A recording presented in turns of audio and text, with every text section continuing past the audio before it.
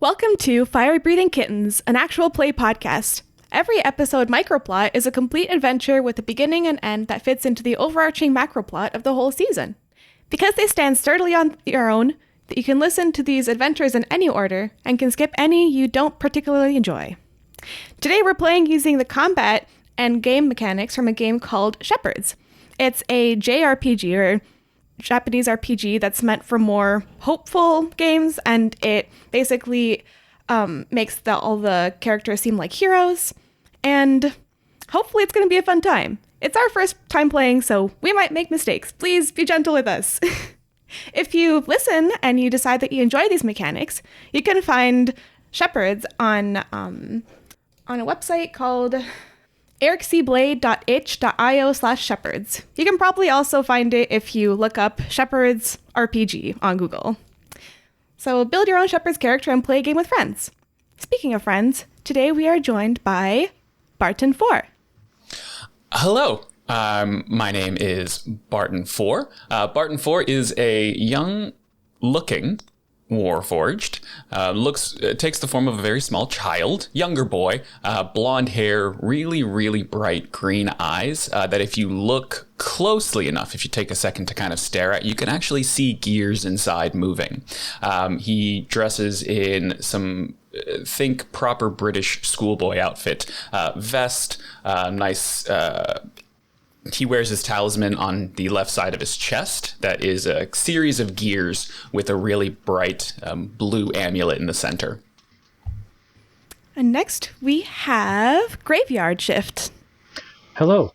I am also a Warforged, just like my friend Barten, and I am tall instead of stout like my friend. I wear a full Night Watch uniform. It is dark blue in color, and I am currently wearing my standard issue poncho, which is trimmed in silver and black, keeps the rain off, keeps the rust off. It's a good time. My medal is a bit of a pun, if you can spot it. It's copper colored, and I have one singular lens in the center of my head. You might refer that as an eye, but I take in information and process it a little bit differently. It can morph into different shapes. It's like a glowing blue ferrous fluid, if you might know what that is. If not, it might be a fun Google for later. And I'm just a good boy trying to do good things with my good friends. And last but not least, we have Pamela Lee. I love how all of us are doing the air quotes good actions that people tell us are good, because we don't really have emotional attachment to these actions. Oh, that's right. I was going to explain. So my goal with my character this year is to learn a new character voice.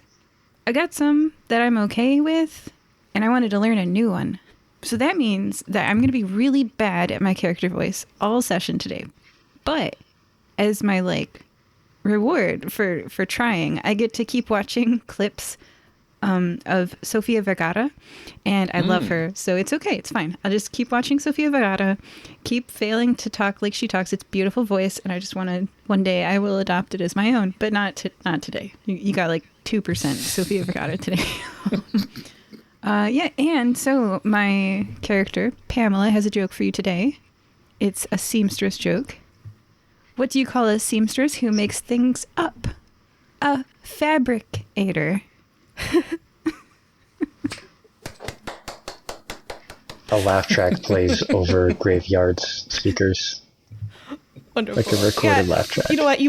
For that you get one forward for your next roll. So add +1 to your next roll. That's fantastic. Yeah, this by the way, this game uses Powered by the Apocalypse game engine. So if you like Powered by the Apocalypse games or want to learn more, this is one of them. Okay, so back to the oh yes, and what does Pamela look like this time? By the way, it is Thursday. I'm do I have a Thursday outfit? She's wearing a sundress style dress. It's lime green, but super faded, so it's mostly brown, and she's got dyed red hair done up with a bit of a scarf, and she looks very seamstressy. There's a pin cushion at her waist, in one of those like adorable but stabby pumpkins. Yeah. Cool. Okay, so the three of you, Barten, Graveyard, and Pamela, all find yourselves in the Firebreathing Kittens Guild Hall. And is this your first time meeting, or have the three of you, or two of you, met before? I've never seen this woman before in my life. And nothing you can say proves otherwise. Yes. No, I don't think we've met anyone ever before. No, but this is our first time ever working together. Okay. Yeah, because there are a few other adventurers in the guild hall, and they've all seemed to have found groups, and they're either about to go on their job, or they just returned from a job. You can see on the job board there's 2 flyers posted. You can also see the bartender Nusi and the chef Rodolfo both sitting at a table, and they're just taking a break from their work, and they're chatting away. So, what are you guys doing? I'm probably maintaining my equipment, like a good boy should, like mother figure and father figure taught me to do. Barten is going to be sitting at the bar, not drinking anything, but he likes to sit on the stools and swing his feet, just because it gives him a little bit of joy. You're so cute. You don't see Pamela. I'm not sure where she went to. Yeah, so Barten, how long have you been at the bar, like sitting on the stool? Did you just get there? Have you been sitting there for a little while? Barton's been there for about 5 or 6 minutes. He came into the guild hall not too long ago, and just likes seeing things go on and watching kind of people around him. So it's one of his favorite spots to post up when he does come into the guild hall. Okay. All right. So seeing that you've been sitting there for a little while, Nusi the bartender, who is this pale tiefling, pale demonkin woman with white hair, she goes up to the bar and says, "Hi there. Is there anything I can get you?" Oh, no, thank you. I'm just kind of hanging out. I always like to talk, though. Okay. Well, I don't know. I just made a new friend recently, and then she takes out a little white rat from within her apron, and she puts it on the bar table and just kind of like plays with it. Barton would be like instantly like just kind of taken into it. He would kind of lean over and rest his hand on his chin, like on top of the bar, just looking at the rat, not touching it, but just being very inquisitive about it. Say, you have a very nice friend. He looks really soft. Can I touch your friend? Sure. If Snowy wants, you can touch him. Snowy, that's a cool name. He reaches his hand out, very tentative, like is unsure of a lot of things. So he'll just kind of tentatively reach out his hand and just kind of use his fingers to lightly graze, as long as Snowy's okay with it. Yeah, I would say that sure, Snowy seems fine with it. He's a very friendly little guy. And yeah, Lucy's also happy that her little friend is making friends. Yeah, she just kind of like gives him a nut, and he puts it in his little hand and eats it. Barton seems kind of, again, taken in by this whole thing, but when he watches Snowy eat, his eyes kind of go a little bit wide, and if you look, you can see the gears kind of spinning a little bit faster in his eyes as he kind of takes in a deep breath and lets it out slowly. Just watching. Okay. So yeah, you watch, and the rat plays, and Lucy plays with the rat. The chef is still taking a break at the table, and like there's people coming and going. Yeah. What are the rest of you guys doing? Graveyard, you were fixing some of your gear, right? Yes. I was shining my sword. I was polishing my buttons. I was polishing the rest of me in general. I was waxing my poncho. Just all the standard maintenance things to make sure that my equipment won't fail me. Do I see this rat? This cool rat that's like hanging out with my friend? Yeah. You would have noticed Nusi get up from the table and then go to the the bar and start playing with the rat. So yeah, you would have noticed that. I want to see the rat too. Okay. So I'm going to head over and I'm going to see what's going on with this thing. Sure. Would you like to investigate the rat closer? Yes. I want to... Alright. Does the rat seem more intelligent than other rats I've seen around? I mean, it's white, so it's already a little bit more interesting, but mannerisms or anything like that? It seems very playful and friendly. It's very clean, that's for sure. As for intelligence, it seems like a regular, very friendly rat. Yeah. Yeah, I'm all in. Yeah, very, very nice. Yeah, Nusi said, yeah, I just found this little guy on the side of the road. It was very clean, but so I don't know, maybe it was like an escaped pet or something. Yeah, but he seems very friendly to everyone. So he just let me pick him up and everything. Did he have a collar or anything?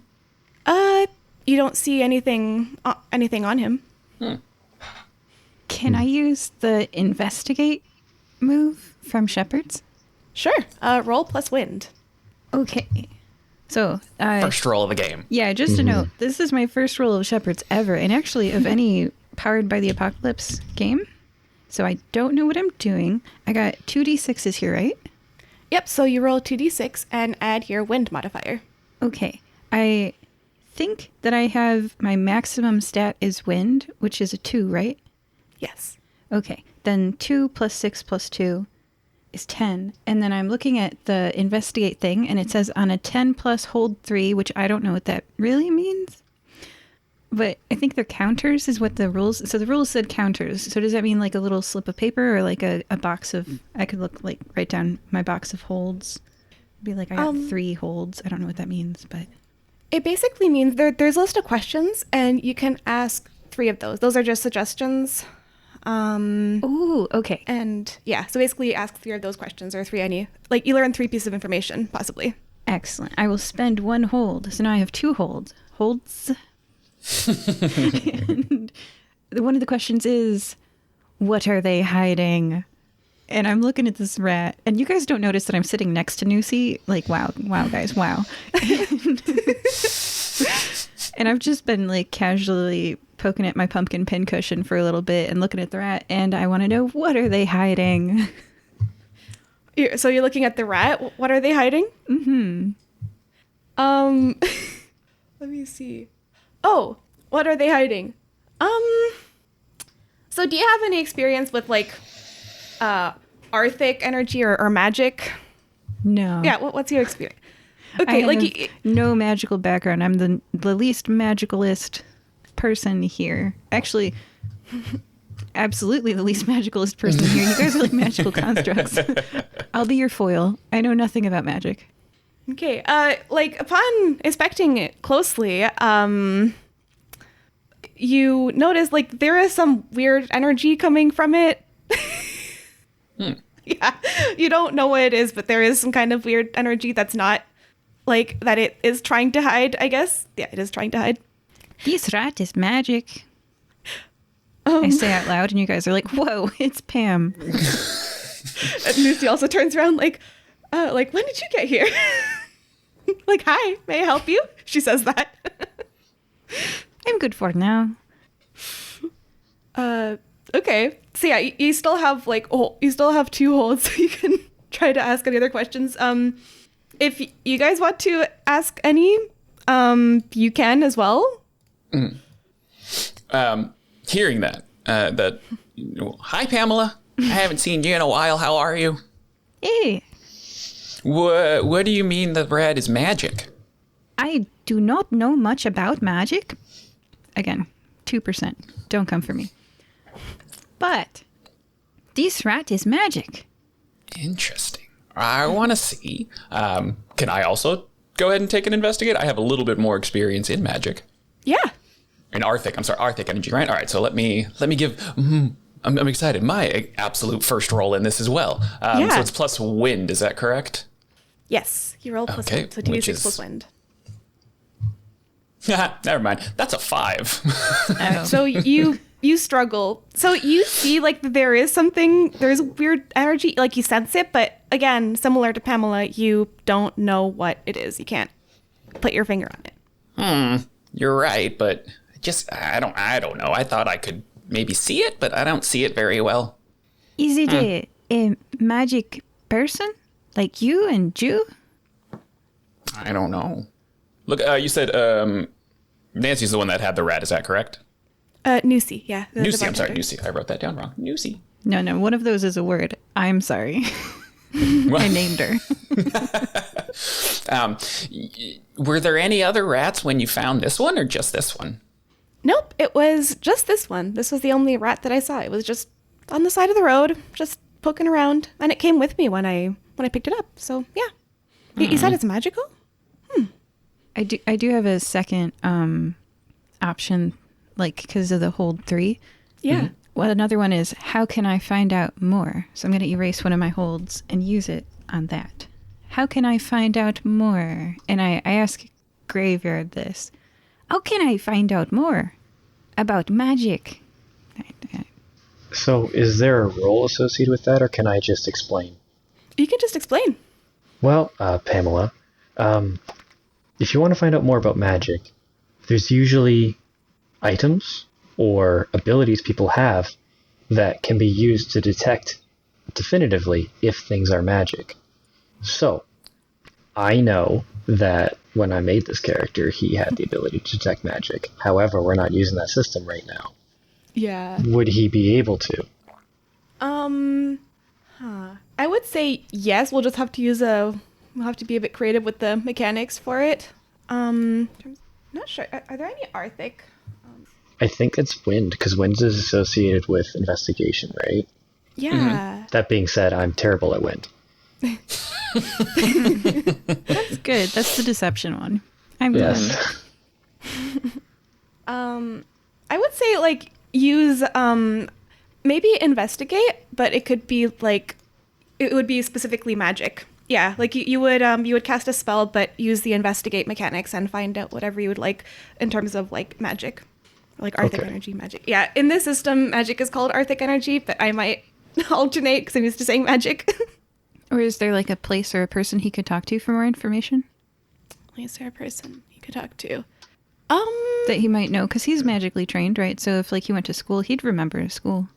Mm-hmm. Or whatever. I know the DM often changes locations on us. And this is me like out of game being like, I want to help you with your story. I see. Okay.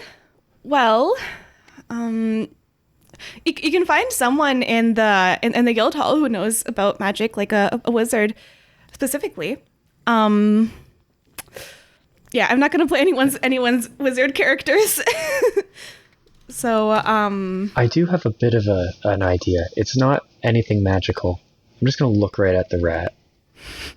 Okay. And because we're playing a JRPG adjacent system, Yes. the ferrous fluid in my ocular input device, it's a full on like sparkly chibi anime eye. Oh.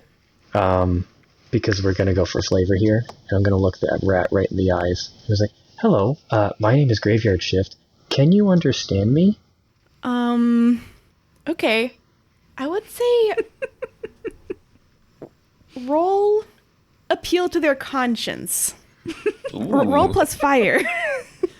Guess who took a +2 in fire? Me. All right, so I will appeal to their conscience. Let's see what I get.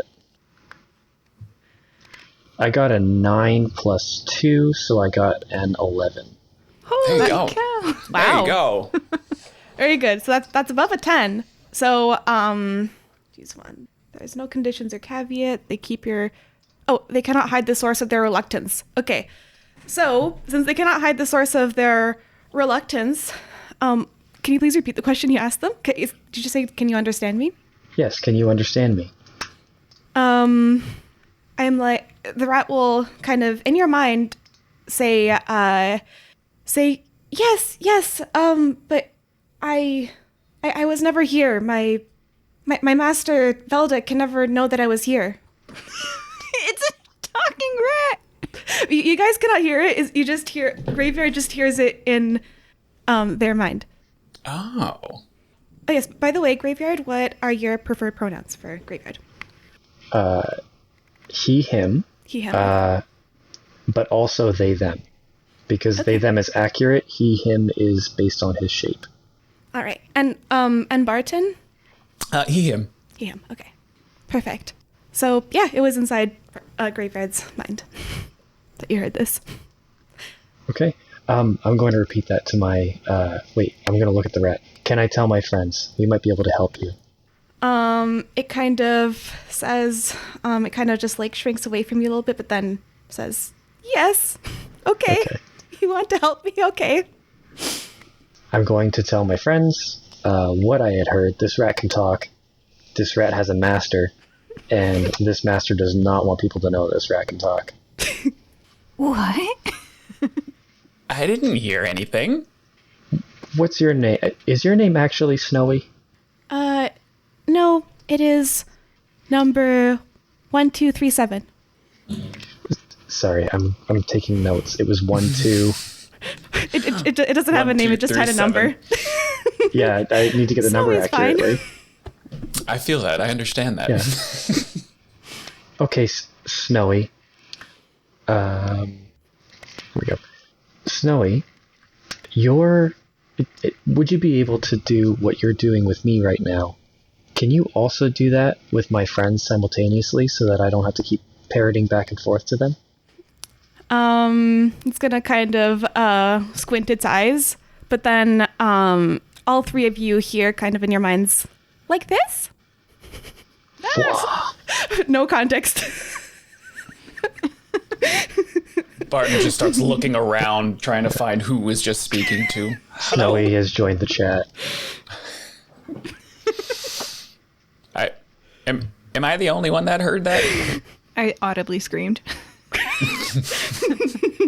Yeah, people start looking, and then Lucy kind of like again turns at you and says, "Hi, Everybody, this am is I getting in front Snowy's. of the counter, please?"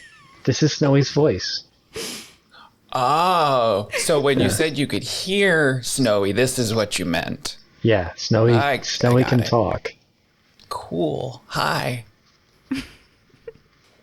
And I don't know about you, but small creatures who are this adorable and endearing, if they need help, I'm going to do it. Are you guys in? We're going to help this rat today? Oh, absolutely. I can't. I mean, I'm kind of small too, so I'm always up to help. Oh, you two are so nice. But you know, niceness does not pay the bills.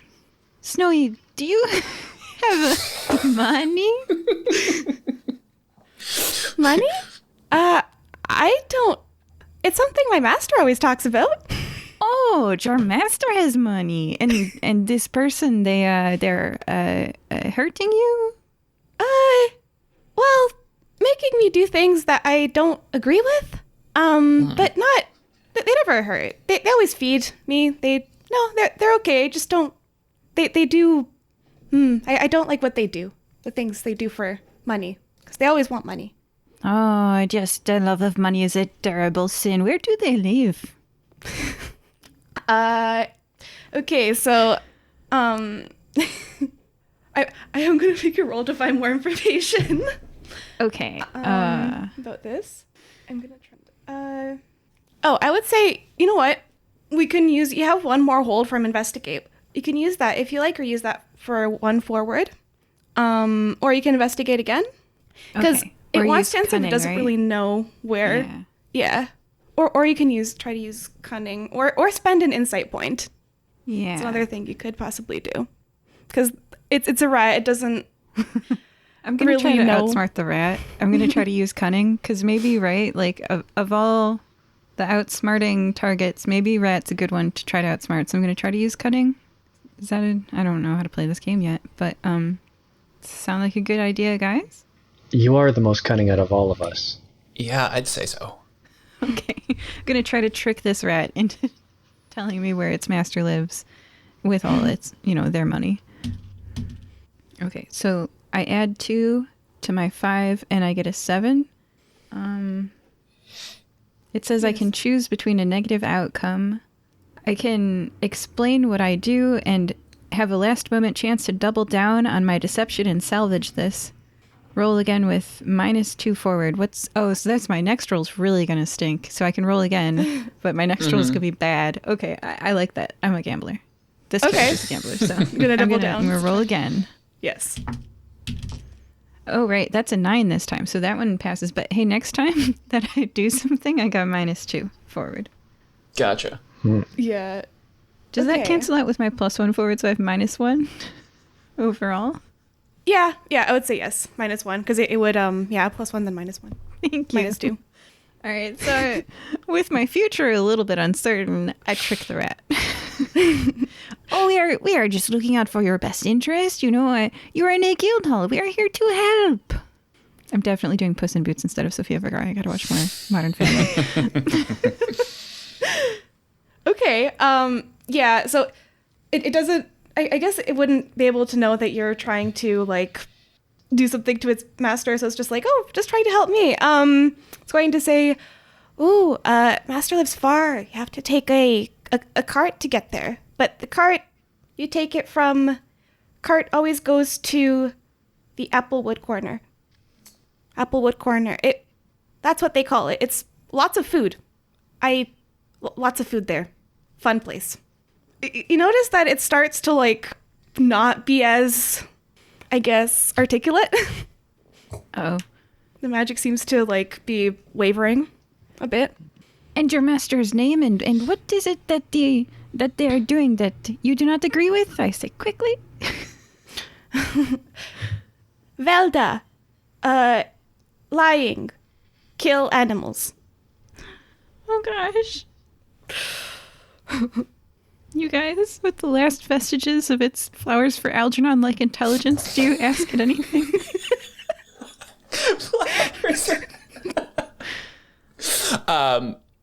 We were all hearing this. I'm sorry. So Barton just kind of still with his head resting on his hands on top of the bar. He's like, well, oh no, we can't. We got to go stop him, right? Like, that's not, do you want to go back there? Speaking to Snowy. Okay, with the last little bit of its powers, it's just going to say, danger, dangerous, and then it fades. Finally. Okay. Looking to Pamela and Graveyard says, well, I mean, we can't let that happen, right? We should go, if there's one that got away, there's probably more. Should we definitely help? I think so. Flowers for Snowy. Flowers for Snowy. Tugging at those heartstrings. Do any of you know where Applewood Corner is? I'm not good with directions. Do we know? Is it famous? Is it well known? It is. Yeah, I'll just tell you guys. It's a small grocery store that's pretty close to the guild hall. Yeah, it sells. They're most famous for their deli, I guess. They sell a bunch of meats. They also sell hot foods like soups there. Yeah. Do they sell? You might be familiar with it. Do they sell consent butter? Consent butter. You'd have to go there too to see. Okay. Like, yeah, off the top of your head, you're not sure. Like, a lot of places sell consent butter, so probably. But like, to know for sure, like that's something that you'd have to go there to see if they have it in stock and stuff, and if they for sure sell it. Okay. Snowy said to take a cart. Is that just because Snowy is small and a rat to take a cart? Or is this, like, people-sized cart distance away as well? I mean, it could be either. If you would like to know more, I would say spend 1 insight. If you would like to know the exact answer to that, but, like, for all you know, it could be either. It just said that it's far away and they take a cart. Okay. How do I know how much insight I have? It would be your insight pool, which is... your wind plus water plus 2, yeah. I don't have very much of that. Maybe we just look, unless someone has insight to burn. I do have 5 insight. I'm kind of a max insight build, but I'm using it to make you guys reroll your failures later in the game. That will help. Nice. I'll spend one. I got 7 to burn. Oh wow. Yeah. That is- That's just how Barton was built for this. Yeah, I'll go ahead and I'll burn an insight to see if I can. Is there a roll that goes with that, or is just burning the insight for that? Nope, just insight point, and then like I would give you a clue or like the answer, basic, like somewhat. This is Yeah, a great time for me to ask. How do you calculate insight? It's wind plus water plus 2, and then you put 2, 1, -1, 0 in your stats, right? Mm-hmm. Yeah. Okay, so wind plus water plus 2, could it be a maximum of 5? Or I'm doing this wrong. Because then I also have when we got our Prism. I put Oh, yeah, the what is prism it? in there. What does a prism do? Oh, like I guess flavor wise, it could be your fire-breathing kittens tattoo, and it gives you +1 to an attribute, like wind, water, fire, earth. Oh my and gosh. You can, yeah. That makes sense. Yeah. I think you can use it like for special Arctic moves, like Yeah. systems magic. And the Arctic energy we use is determined by what prism we took. Correct. So, for example, mine is fire, so I can only harness fire Arctic energy. Got it. Okay, I took the wind prism and didn't add any bonuses. I'm learning so you the gotta- game. You got to bump up those numbers. Let's Exactly. All learning. Yeah. So, okay. Barton will go ahead and burn an insight point to find out or recall where the Applewood corner is and what's the easiest way to get there. Okay. It is a couple streets down. Oh, actually, yeah, you would know exactly where it is because it is 2 blocks away from one of the Moon Dollar locations, the second one that ever opened, because there are currently 3 in Nicomoy, right? Perfect. Yeah, that's right. Yeah.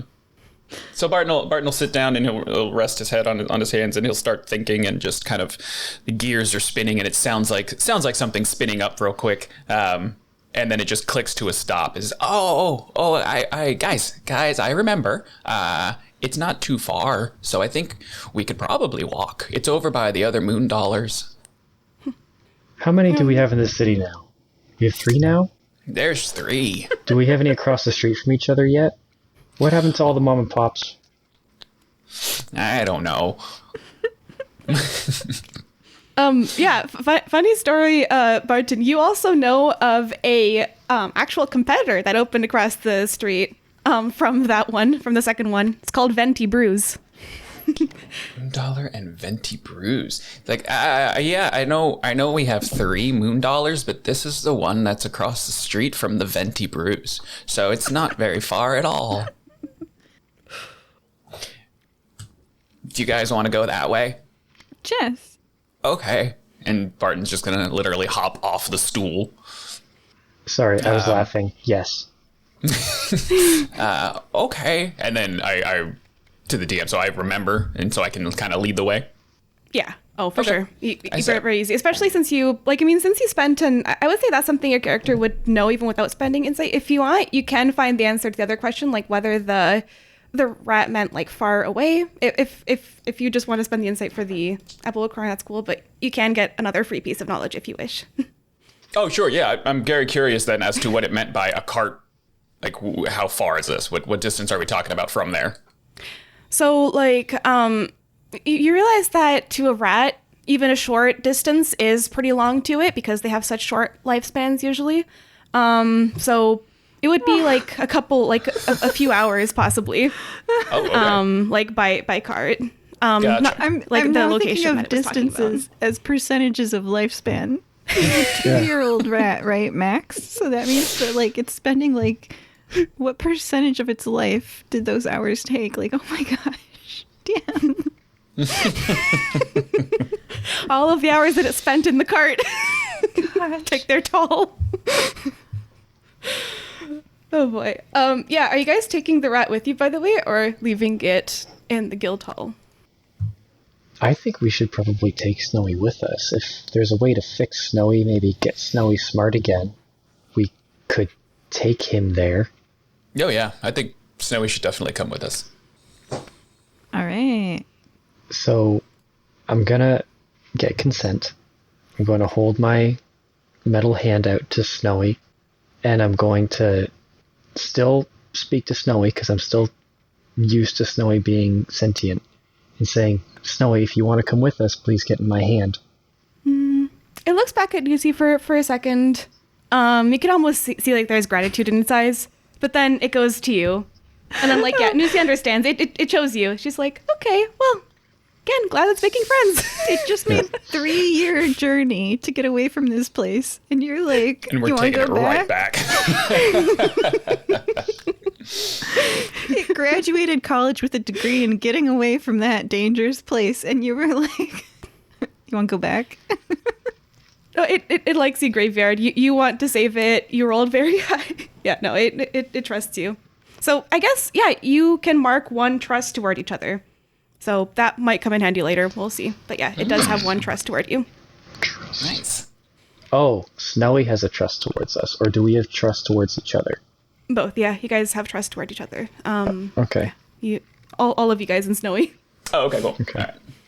All right. Before we leave, I am going to turn to Snowy's first friend in the guild hall, and I'm going to say, you did well today. She's just going to smile back at you and say, oh, thank you. Well, yeah, hopefully we can find out the mystery behind Snowy. Yeah, she seems happy. A little bit disappointed that she doesn't get to keep the friendly little rat, but yeah. We'll find you another one. It's okay. And we'll carry it here so it doesn't have such a long trip. Yeah. Okay. So then I think Barten really doesn't have anything that he carries around with him, so he's ready to go whenever everyone else is. Yeah, Pamela appears unarmed. An officer Great emphasis on appears. An officer is always ready. Let's go. All right. And then we'll just head out. All right, so yeah, you guys walk the couple blocks to the Applewood Corner. You get there, like, yeah, obviously, Barton, you're used to it. You guys have seen it around. Whether or not you've been there depends. It's up to you. But yeah, it's just has a few customers. As usual, it appears very normal. Yeah. Okay. So, like, is it like a stall or like a full-on, like, medieval grocery store? It's like a full-on medieval grocery store. I guess it's like the modern equivalent, but without all the like technology at the registers. Yeah, it would be like a little market, but with a deli stand as well. Like, but it's all indoors. It's like an indoor market with a deli stand and with a hot foods place. Okay. Let's see what we're looking for. Oh yeah, it also has like a storage facility in the back. Like they do store like cold food and stuff for a while, and they have extra stock and stuff. Yeah. And then there's someone like manning either the counter or at some point. Yeah. Okay. As we all get there, then Barton would just walk up to the counter and coming up just about to the counter's height, kind of put his hands on the counter and look up and says, "Excuse me, do you guys have any rats?" So, oh my god, this is funny. So you see this blonde-haired human with brown eyes. He's in his mid-20s. He looks back down at you and just goes, "Excuse me, how may I help you?" Oh, well, I don't know if you can help me. We're trying to help our friend Snowy, and we're looking, I think rats, but maybe some other animals too. Oh, you're looking for, well, our store definitely doesn't have rats. No, we don't have rats here. No, that would be quite a bit of a health hazard. He does look a bit uneasy when he mentions health hazard. He glances toward, like, one of the meats, but then quickly glances back. Oh, and then, oh, yes. And yeah, that's what he does. What's wrong with the meat? I don't know.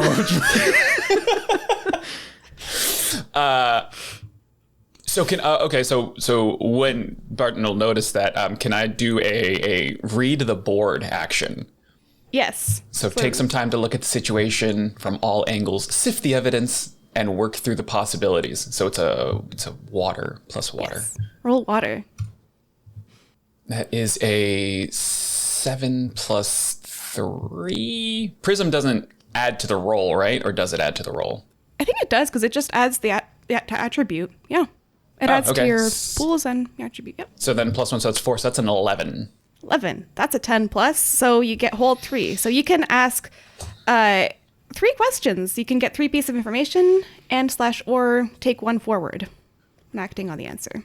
Okay. Well, I'll definitely take 1 forward just so I have that. And then I want to know when the person behind the counter looked at the meat, like, I like this question here. What is the biggest threat to them? Biggest threat to them is they were trying to hide the fact that they glanced uneasily, but they kind of like were flustered by the question. So the biggest threat is that people find out that that meat is a possible health hazard. I just have a little tiny question.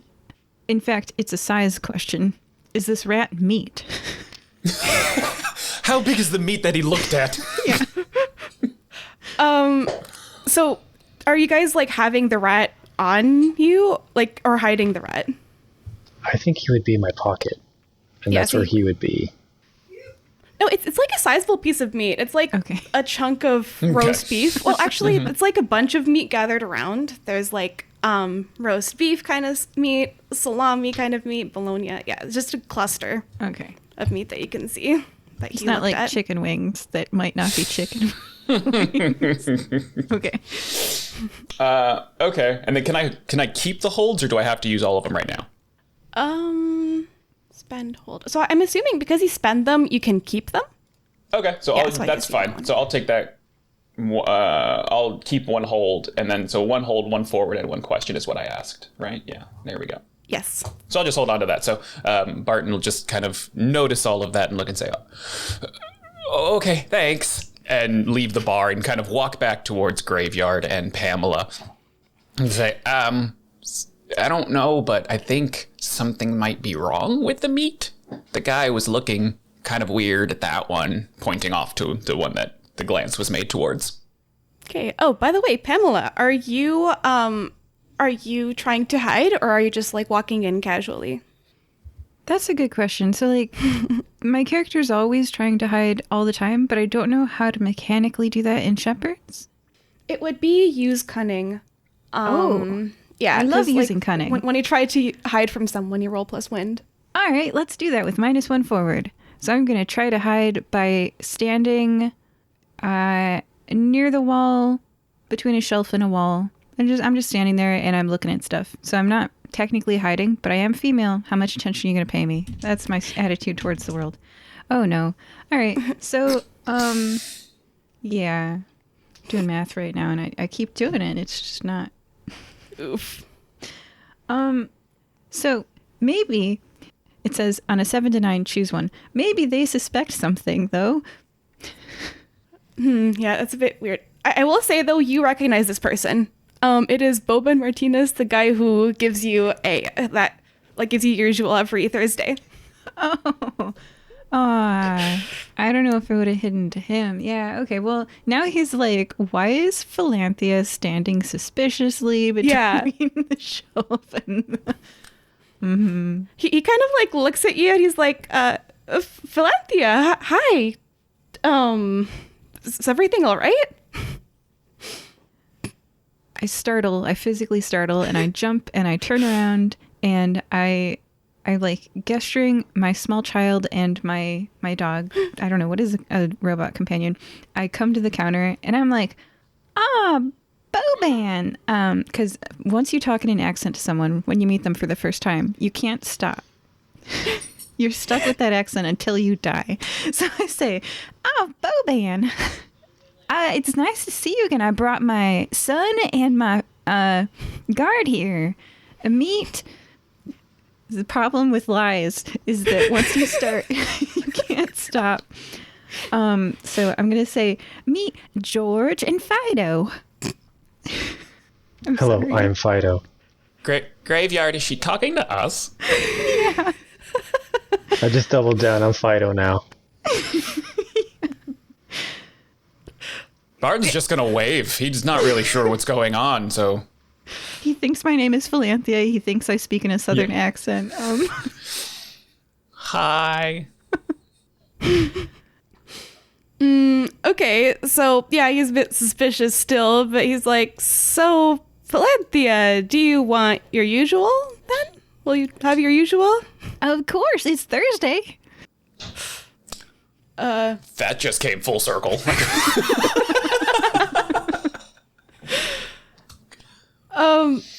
All right, I'll just prepare that for you. He's like a bit weirded out, but then he just goes because like, okay. Yeah, I mean, he kind of gestures toward a table. You guys can sit there or take it to go or wherever. Player doesn't know what Pamela's usual is. So she's going to sit at the table. I'm going to have her sit at the table and have you guys sit with me. We're just a happy family out for a possibly rancid sandwich. Yeah. Yep. Pam. Barton's just going to go ahead and take a seat. He's still not quite sure what's going on. Still kind of looking back and forth between the cashier and Pamela. Just kind of like, okay. Graveyard tugs at Pamela's sleeve. Is it Pam? What are we doing? I'm Fido. I know that. That's all I know. What do I do? Philanthia. Of course you know that. You're my guard. We're going to sit down and eat here. And Boban Martinez, I come here every Thursday, and you're like, why is she talking in this accent? And I get my usual, and it's pretty normal. Thanks for coming with me today. I know you usually stay home. And then I whisper to you, he's going to go behind the back, and we will be alone out front. We can explore the rotten meat store. I see. Okay. How much time do we have? How much of a rat's life do we have to explore? Like 6% of rats. 17 steps. Yeah. Yeah, so if we sit down, he'll go in the back, and then we can be unobserved, I guess. Yeah, I mean, you guys have some time. Like, you saw the rat. It looks fairly young. Yeah, from what you can see, it's a young, healthy rat, so you guys have time. Okay. Yeah. So, yeah, you guys sit down. You're pretty, inconspicuous. Just a bunch of people waiting for their food. What would you like to do or discuss? I'm thinking maybe we can use Snowy as a dowsing rod. Like, if we stick his head out of my pocket and just see where his nose points, possibly it might. Because I'm thinking that this Feldak character sent this rat. This rat was going to get dumb by the time he got to Applewood Corner. So, theoretically, his base level ratness should be enough to get whatever job he got sent there to do done. So I think we stick his little nose out and we see where he points. Okay. Sure. So I'll do that. Is he pointing in a certain direction? Pointing toward, it's kind of like, you know how like rats, they go and like they start like sniffing one direction, then the other one direction, and then like they kind of sniff everyone when they poke their head out. You notice he's been doing that, but he also like, he tends to point in two directions. One is toward like the back where the storage area is, and one is toward the meat that that person like kind of looked at. Okay. So, yeah, those are where he's kind of pointing the most. Well, in that case, Pam, you're sneaky. Yes, I assume? You're good at lying. Just smile. That's what a sneaky person would do. Sneaky. I'm thinking maybe you break into the back, and then myself and I make like air quotes George might peruse the meat, depending on if you're sneaky or not, George. Because then we could look like patrons, but we're actually inspecting with Snowy. I can be sneaky. Yeah, sneaky sounds fun. All right, if you guys are going to go... who's George? I think you might be playing the part of George for right now, little buddy. I'm Barton. Yes. Yes, you are. And Oh. you're very good at being Barton. I've put my hand on his shoulder. But right now, we need you to beat George. So it's like a game. Yeah, fun game. All right, I can play a game. George. And he's like nodding his head to himself, repeating George a couple times. George. Okay. Does everybody like that plan? Yeah. Yeah, it works fine. Okay. So mechanically, I will say I am a pool of help actions. So splitting me off means you guys are more likely to fail. But it sounds like George has a lot of help actions too. So that's the work together move in the very long rule book. It's page I see it, 31. yeah. Okay, so I feel comfortable leaving you guys together. And I've used up my negative forward, so this is a good time to go out alone all by myself. Now, Pam, would you like help? Because you're about to go into uncharted territory. Would it be easier for you to carry Snowy with you and see what he points at back there? Because we know he's pointing at the meat. I think we might be able to be okay looking at a flat of meat without Snowy's help. But do you think you could make it alone, or would you like our rat friend? You keep the rat because it matters more for detecting. Like, how else are you going to tell meat apart? And some of this meat's bad. You need a good nose with you. True, and we don't know what bad meat is. Also, if I get caught, having a rat makes it harder to talk my way out. True. All right, while you guys investigate the meat, I'm going to check these moves. So for the listener, the way that Shepherd's works is we have a bunch of moves, and I'm going to see which one's the best for sneaking, and I'll read up and see what the best translation is. I've got a few highlighted. I think it'd be cunning, right? Yep. I think it's it would used be cunning. it would be used so if you want to stealth, that would be using cunning. Yeah, or can I use harness Arctic energy wind on myself or only on other people? Okay, what does that do? Harness Arctic energy. Yeah, that's It's the one part as a GM. I'm page like 28. And it says, when I channel the energy of Arctic wind to give my comrade great speed, roll plus water minus Arctic hold on a 7+. When they use this move, they perform a task where speed and maneuverability are important, but I guess it's only, I just make other people roguish. Okay. All right. huh. Well, I guess I Okay. should do that to you guys before I leave. I'm going to give you guys the gift of swiftness, and it's going to be, which one seems slower? The little boy legs seem slower than the giant robot legs. Little boy legs. All right, cool. Yeah, so, wow, if I fail, you are really messed up, though. Oh, what? Yeah, because you become exhausted. They can become Maybe I exhausted. don't. Maybe I don't. I don't expose trust yourself to magic. danger. I don't trust magic. I'm just going to use cunning and sneak back there. I agree, character. Let's just leave that to the magic users. Okay, so yeah, I just use cunning to sneak. Gonna roll this now. Yeah. So yeah, like I would say do your rolls, do your preparations. Yeah, we will, once you guys have like figured out your plan and stuff, we will take a little break. All right. I've got a plan, and I've got an 11 on the dice for use cunning. All right, cool. Okay. And where are you going again? So are you going to the back or are you going to the meat? I'm going to the back. I'm gonna. Alright, so you're I'm going picturing like hanging sheets of clear plastic, but that's probably not what it looks like in this world. Probably like a curtain between the Yeah. colder part and the warmer part. And I'm gonna. Well, actually, yeah, it would be like a door and then it has a curtain in front of it. Yeah. Here I go to make a change in my request to the usual. Definitely just for that reason. And you guys. Yeah, where are you guys going then? And yeah, I'd like to see your rolls. I believe George and Fido, was that right? Yeah. Are gonna head over to where the meats are and just maybe acting like we're casually just inspecting, like maybe we're gonna buy, seeing if we notice anything, right? That's the plan. Okay. Yeah, and I'll figure out what exactly to roll for that after the break, because that could be 2 rolls, or I'm gonna see if there's like a roll in one for that. Yeah, Okay. I'm not entirely sure.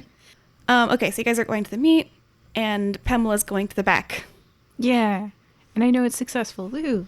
All right. Yeah. Okay, so we're gonna see exactly what happens after the break. So does anyone have a review that they would like to read? I do. I have a review. Wonderful. We have a review. That's amazing. Okay, go ahead. Please read it. Do we read them in character?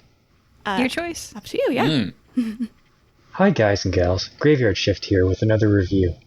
This one comes from Snakes and Arrows. I'm new to playing Dungeons and Dragons, and this has genuinely helped, but also makes me properly cackle. We like it when you cackle on the program. Please continue to cackle. Please continue to learn. We're learning as well. Thank you. Yeah, and hopefully if you are new to Powered by the Apocalypse games or Shepherds, you will like this kind of intro, and it will help you.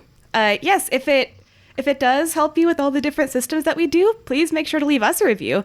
And maybe you can even tell us which system was your favorite. We'd like to know.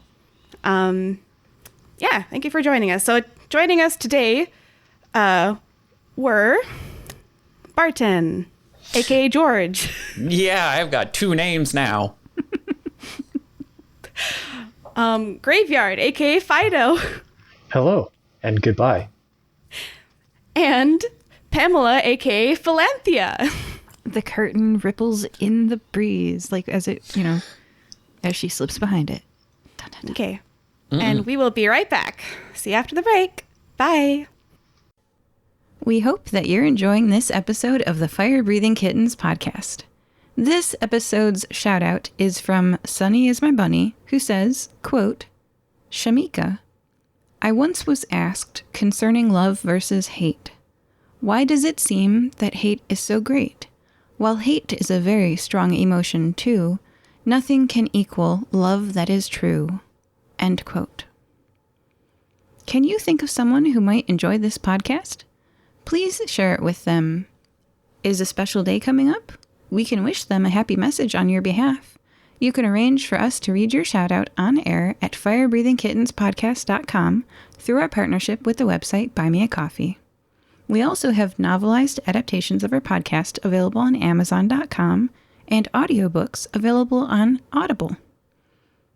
There's t-shirts, merchandise, etc. on redbubble.com too. Lastly, we don't pay to advertise our show, so the only way we can grow is if you tell someone about us. Is there an episode that would make that person smile? Tell them about it. They won't find it unless you tell them about it. Thank you. Okay, welcome back to Firebreathing Kittens, Shepherds Edition. We are playing the Shepherds game, Powered by the Apocalypse, once again. And we are joined by Barten 4. Well, hello there. Graveyard Shift. Greetings. And Pamela. You just see like the whooshing of a curtain. Yes, because she did get a very good roll. Yeah. So, you guys are planning to, Pamela's going to go in the back, and she successfully managed to sneak through the door with the 11. No one was around to see. No one saw her. All that anyone else saw was just curtain flapping in the wind. Could be anything. Barten, aka George, and Graveyard, aka Fido, you guys are going to inspect the meat. So, if you guys want to remain inconspicuous, I will ask you to use cunning. Roll plus wind. Plus wind. Ugh, okay. So we see if anyone notices you. Even with my negative modifier, I got a 7. I also got a 7. Okay, so 7 dice, that's a partial success. So, you're looking very closely. People, passerbys kind of look at you, but then they just go back to their business. So a little bit suspicious, but not necessarily too much.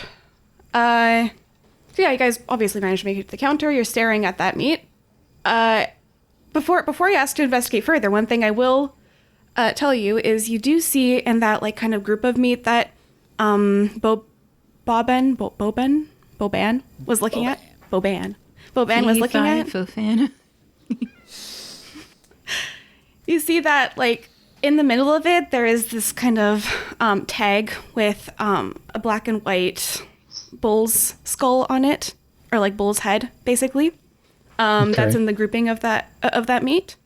But yes, if you guys would like to know anything further about the meat, I will ask you to either investigate or read the situation. Read the board? Read the board. Okay. I think I'm bad at both of those. So yeah, investigate is wind, read the board is water. Okay. Go ahead. I just want to look Okay. to see if there are other stalls down the way that have different animal heads for their signs as well. Like to say, this is cow, the next one's going to be pork, and so on and so forth. So this, like, they do have kind of sections of different animal meats. They have the cow section, the pork section, the poultry, and then the exotic, which is quite longer than the other counters because there are quite a few possible meats in this world that can be sold. This is in the meat aisle, and you do see other kind of tags in there. Some of them are names, some of them are images. Yeah, like you see one saying La Vache, Beef Industries. Yeah, you see like they have those kind of tags on them. Okay. So I'm going to deduce that this is the beef stall. Would you agree, Barten, George? Barten George. Barten George. Yeah. I mean, I think, and if you want me to roll on it, that's fine. So you said this one specifically, it was like a black and white tag with a bull's head, and I know Graveyard was looking. So are they all black and white with an animal figure on it? Nope. You see some that are like yellow with black writing, some that have pictures on them that are either colored or black and white. There are a few other ones that are black and white, a few others that are color. Some just say like some just say like a word on it, like for example, La Vache. And then the other one and then there's one that's handwritten that says local. Okay. And then, so this one we're looking at in particular, was this the one I noticed Boban looked at earlier, kind of scared of? The one that has the bull head on it. Gotcha. Okay. So I think like all these tags look the same. Well, they almost seem like this is where the meat came from, right? Do you think? I would agree with you. Possibly this could be a brand. Yeah. Because if we're seeing different colors, but there's still some consistencies here and there. This one's La Vache. So I'm wondering if we pop our friend out of my pocket here, what he does with La Vache products. Yeah. Okay. Let's see what Snowy thinks. Okay, so then, like any rat, he investigates, gets very excited because sees all the meat there. But the one that it points toward is the one with the black and white skull. Well, not skull, it's just the beef head. It's just the bull's head. That's the one that it kind of points toward the most. That kind of like goes back and ears twitch, kind of wrinkles its nose. Give this one pop. No, not like, yeah, it's just kind of like, it seems... I was making more like a joke about pointer dogs. Oh, true. Just like... Well, we're getting a pretty strong hit on this meat here. Mm-hmm. I think it might be time for mechanics. Yeah. So, not to metagame, but for the listeners at home, there are certain actions you can take that pertain to some of your elemental attributes. Myself and my friend Barten here both have positive modifiers to water. So we could either use cunning, which I have a negative to wind, and I think Barten doesn't have great in wind either. I have 0, yeah. Yeah, so we would probably use the read the board option, which uses water. So I think we're going to read the board to take in this meat rack. Yes? Yes. When two characters use the same action, is it one roll or is it two separate rolls? It's up to you. You can one of you can roll and just use that one, or you both can roll and take the higher one, I suppose. And there's the work together option on page 31. It says, Yeah. since Barten has a lot of insight to spend, this is up to you if you want to do this or not, but before you make the roll, you would spend 1 insight to give the person rolling a bonus equal to your trust towards them, which is now 1, because we built trust earlier with Snowy. Oh, yes. Actually, yeah, you guys do get the +1 bonus to the roll because you have trust with Snowy, and because he did help you point you toward like the meat that he was most interested in. So Okay. you guys do get +1 because of that. Because Is that a passive +1, or are we burning that right now? it would be +1 It's forward. if Barton/George spends 1 insight to work together on page 31. But I don't Okay. know the rules so good. But our trust, I don't Yeah, think I don't know decreases. I think spending the resolve or the Insight. spending the insight would be the cost to proc that. So I feel Gotcha, like okay. the trust might be permanent.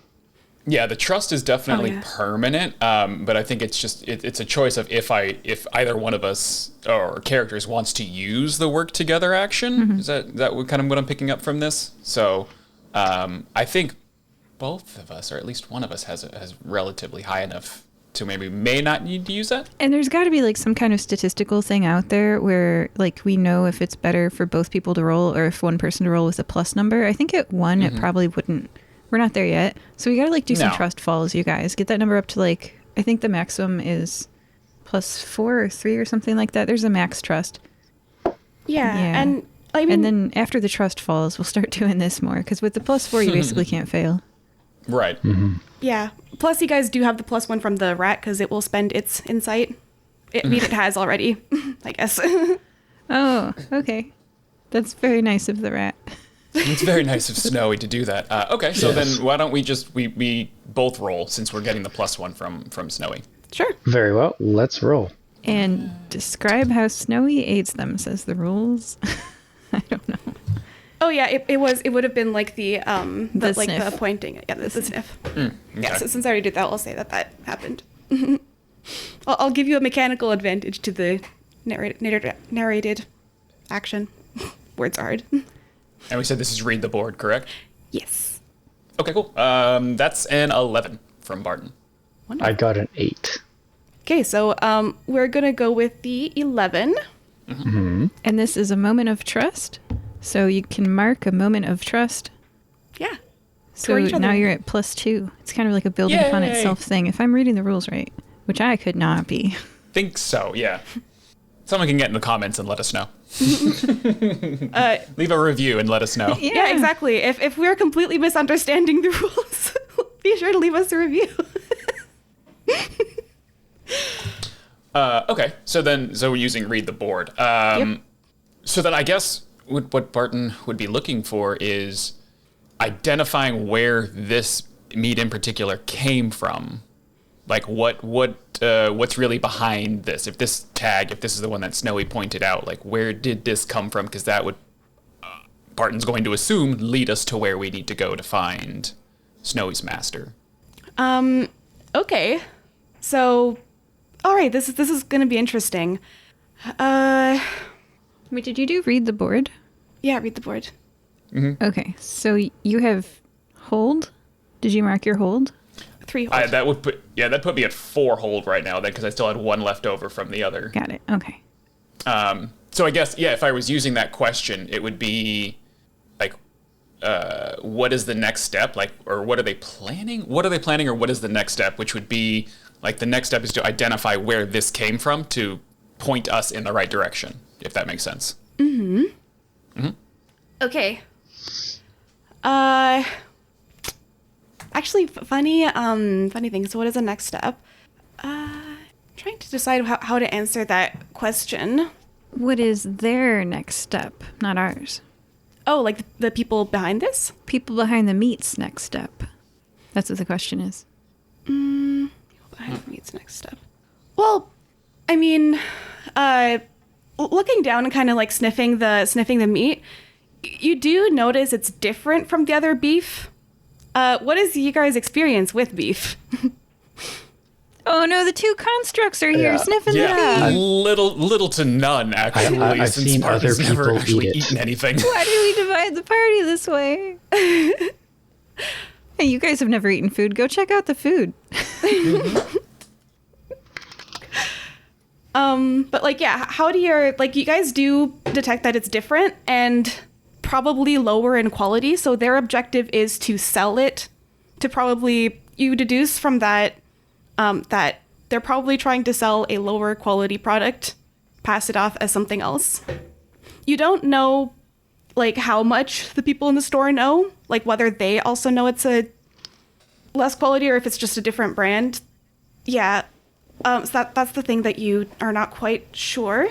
But their next step is to just sell as much of it as they can and, yeah, make money. Okay. And yeah, like, So just yeah, typical salesmanship. Okay. yeah, that is typical salesmanship. Like fraud? Are we getting into fraud territory? Quite possibly. Though, Okay. you remember that the Boban, he was very uneasy for sure when he saw the meat, but he was also uneasy to call it out because he's just a clerk. Kind of noticed that. So, yeah, you're not sure how involved the people at the store, like who's involved in this fraud, but you know that there is something fishy for sure going on here. Okay. Okay. What the brand of the meat was French sounding with an L. What's the name of it? La vache. La vache. Beef. Beef. So So- would that be like the who is really behind this kind of question? What I'm Okay, wondering is who is, if it's the person selling it or the person producing it. Because if it's the person producing it, it sounds like it could be La Vache itself or someone who works for La Vache. Gotcha. Yeah. That is a kind of information that you probably couldn't glean just from looking at it or just from like knowing how businesses work. You'd probably have to ask someone specifically for that. Yeah, you will get the chance to very soon.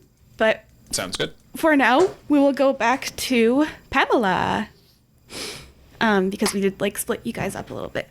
So Pamela, you managed to sneak into the back and you see like pretty typical warehouse. It's cold, of course, because they're storing some perishable goods. You see some workers milling around there. They haven't seemed to notice you. You do actually see Boban kind of like passing from the corridor that leads through the corridor that leads to the cook area, because obviously they're not going to have the storing area and the cooking area in the same place, but there is a corridor kind of connecting those so that they can go through the store. So yeah, you do see him. That's the only one you recognize. Other people are just other random workers that you don't quite recognize. And you are currently hidden. What would you like to do? I think I'd like to use one of my hold to ask a question. Okay. And is that from the investigate? That's from the investigate, right? Yes, and the investigate question is, what is here that does not belong? What is here that does not belong? Great question. So you would be looking through these boxes and just looking for anything specifically, like just looking for anything that's suspicious, right? Yeah, spending some time to look around. You do like kind of smell something a bit off, and you notice a crate with that symbol on it, the same one, the bull's head, black and white bull's head. And you notice that the smell is coming from there. Other things that you notice that shouldn't be there. I mean, it seems pretty clean. You notice a cockroach. Yeah, you notice a cockroach. I'll say, yeah, pretty gross.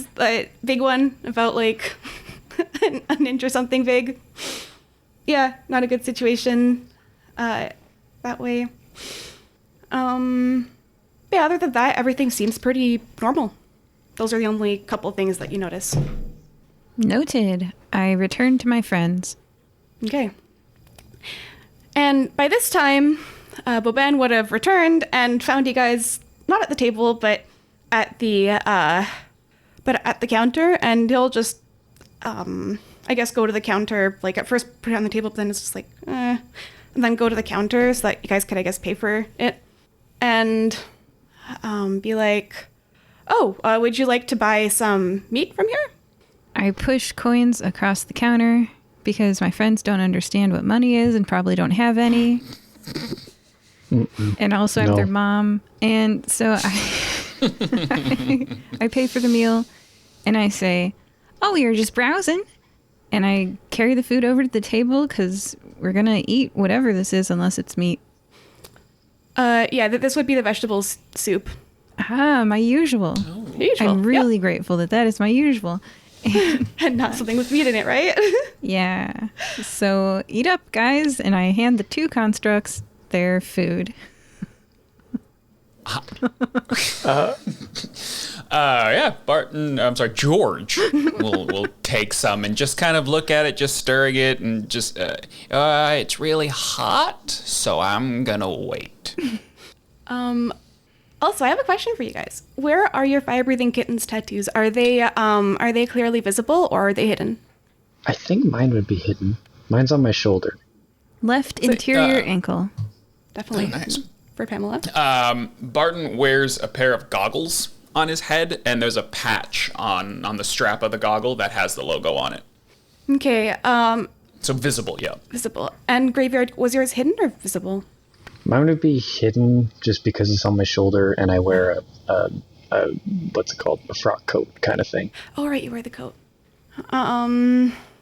Okay, and so, Barton, interestingly enough, he will actually notice that you have that symbol, and bringing the food to the table, he will kind of like, at first say out loud, yeah, enjoy your order. Let me know if there's anything else you need. But then quietly in whisper say, are you guys with the fire-breathing kittens? My son is, yes. Yeah, I am. I got this cool little patch on there, and on my goggles. Yeah, that's us. Okay, yeah, I did ask for a, kind of looks nervous and still keeps his voice low. Yeah, I did actually request a job from, like, yeah, I put a flyer up to, are you guys here for that? No. No. Oh, okay, never mind then, As you were.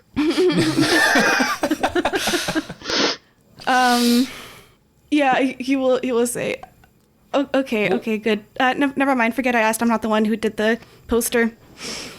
And then he kind of goes back.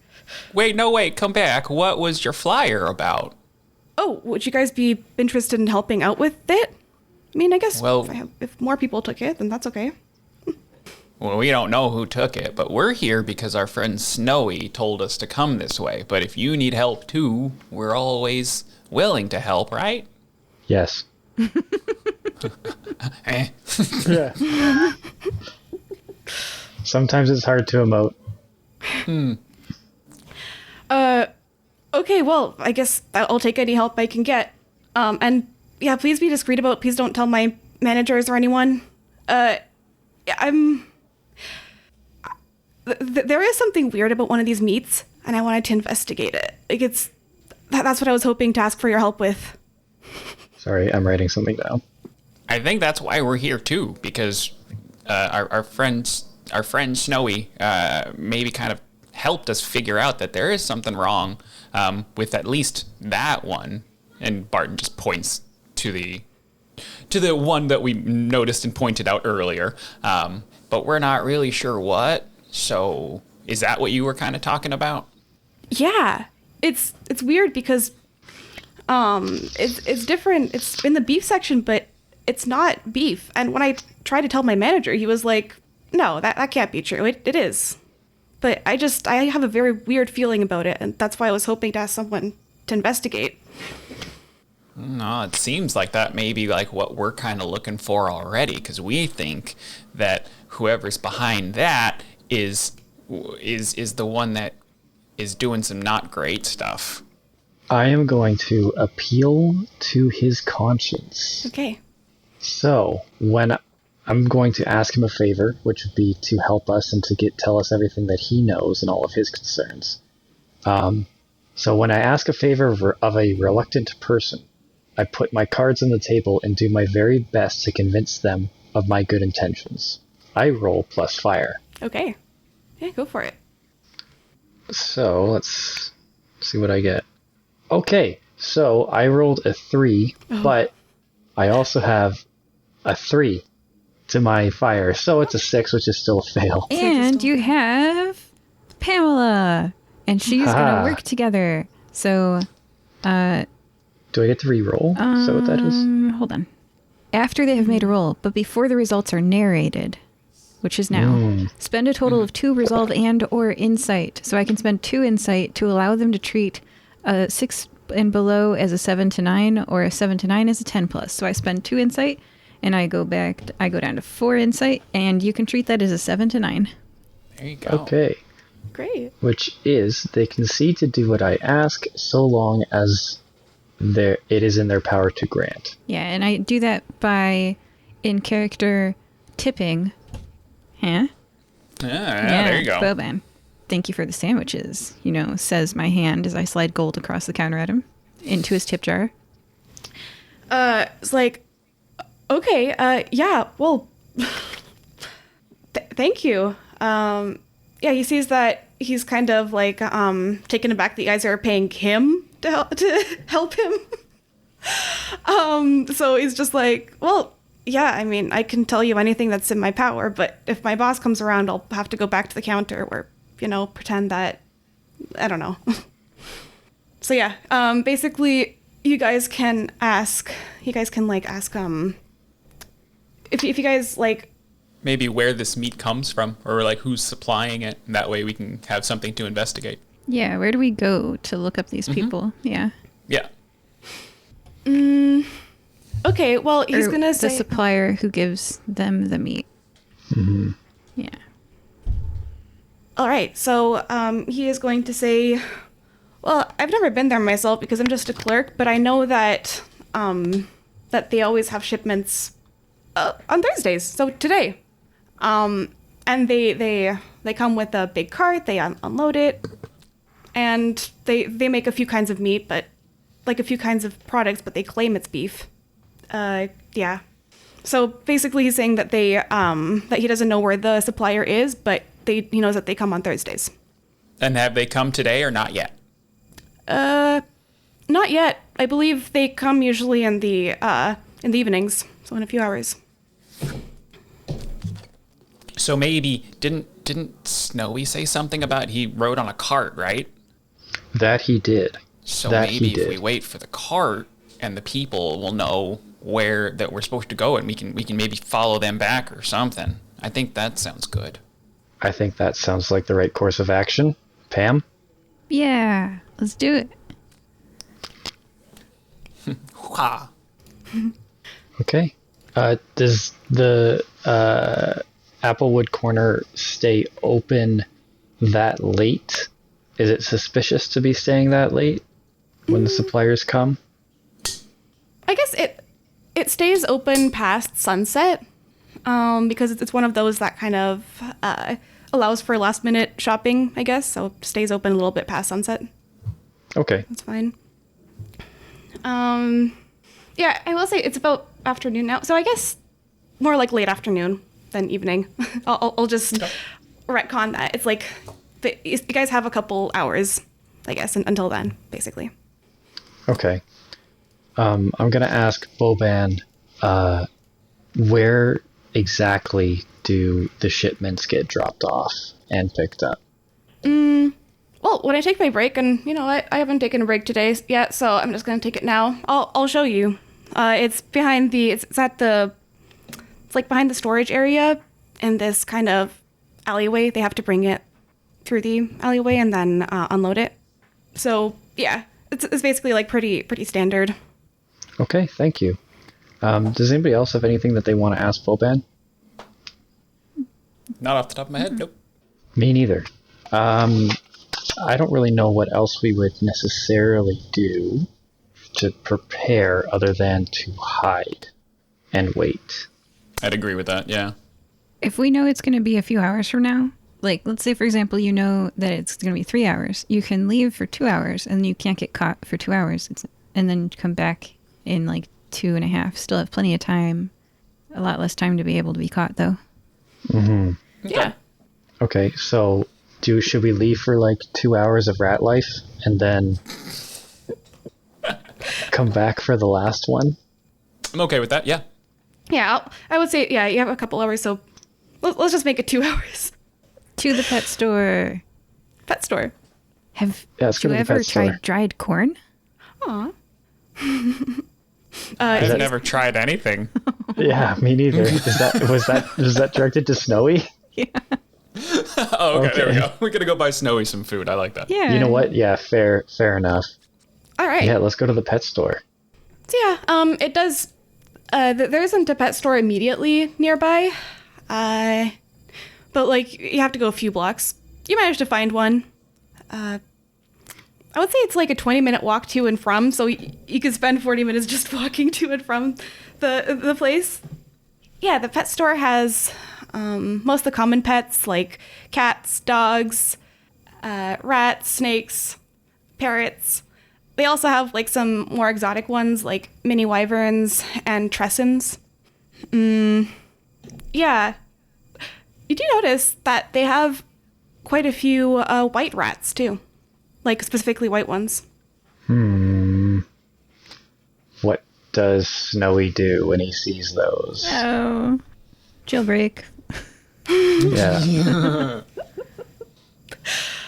Well, he kind of just like obviously like seeing others of the same species. Not sure what you would do if he was placed in the cage with them. He might try to attack them, but like is interested and kind of leans toward the cage where they are all in. Okay, but he's not like pointing or anything. He's not hitting on anything. No. No, you get the sense that this rat is like after spending more time with it, you get the sense that it is naturally intelligent, possibly more than some of the other rats. The magic thing at the beginning, you haven't heard anything since.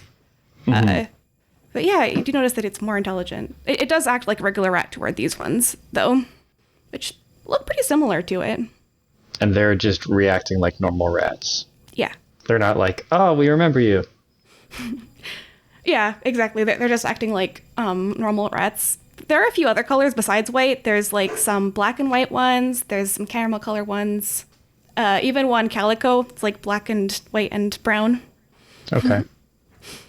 So, yeah. Okay. Should we just get Snowy some treats then? I have already checked out with like 2 different bags. One is corn and sunflower seeds, and the other one is something sweet in a paste. Ooh. Interesting. Okay, I like it. Very nice. My friends have no idea what the concept of money is. They're just so innocent, and I'm like, I bought the thing. I'm outside the store with Barton's them. just petting animals. That's all he's really doing. Just walking around, petting all the different animals. It's Yeah, great. I'm just looking at him. It's like, wow, what would it be like to be soft and warm? The internal plight of the Warforged. Very nice. Yeah, I think we're just. I mean, at this point, we're really just meandering to waste the time. Is that correct? Yeah, and heading back. And on the way Okay. back, we can feed Snowy some stuff. Yeah. Would you say, I just realized, like, oh, this time could possibly be used for something. Would you be using this time to possibly grow closer or anything like that? Mechanics. Oh yeah, the game.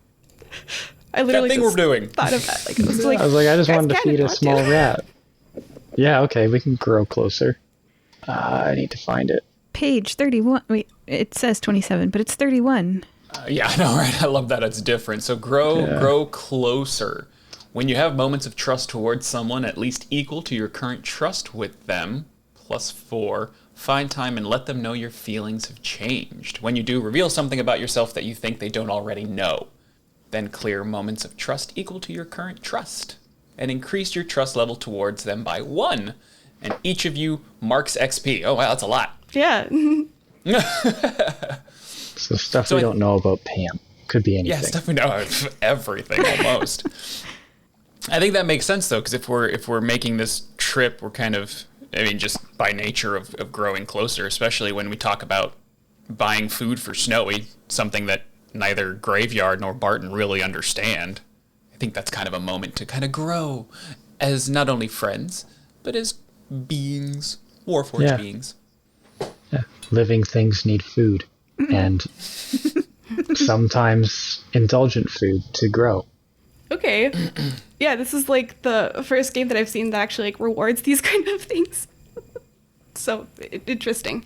All right. Something that our other characters don't know about our player character. Mm-hmm. All right. And also, does Snowy like the treats? Yeah, definitely does like the treats. Uh-huh. Especially likes brand A of the of the corn. It's the Pepsi challenge. So something that... Yeah, it Oh, yeah, has, he has one I'll more start. toward you. Oh, sorry. Go ahead. Okay. I mean, I'll start. Are we actually sharing? Yeah. Okay. I was built for my job. That is all I know. I'm not unhappy about it. Yeah. Okay. Being good at one's job can be a comfort. It's all I want. It's all I know. Yeah, I don't know a lot about jobs, but I know that when I was made, I was made to replace someone that was lost. Holy. It was really sad. Jumpin' Jiminy. I try to be like really good, and that's why I was made to also help like heal people and things so that no one could get hurt anymore. How does that make you feel knowing that you came into this world not as a blank slate, but with pre-built expectations that someone had made for you? It's different sometimes. Sometimes when the people that made me look at me, it's kind of like sad, and I try to be happy about it, but sometimes they seem a little distant. But all in all, they're happy a lot, and I always try to make them happy. Ooh, okay. Yep. It's adorable.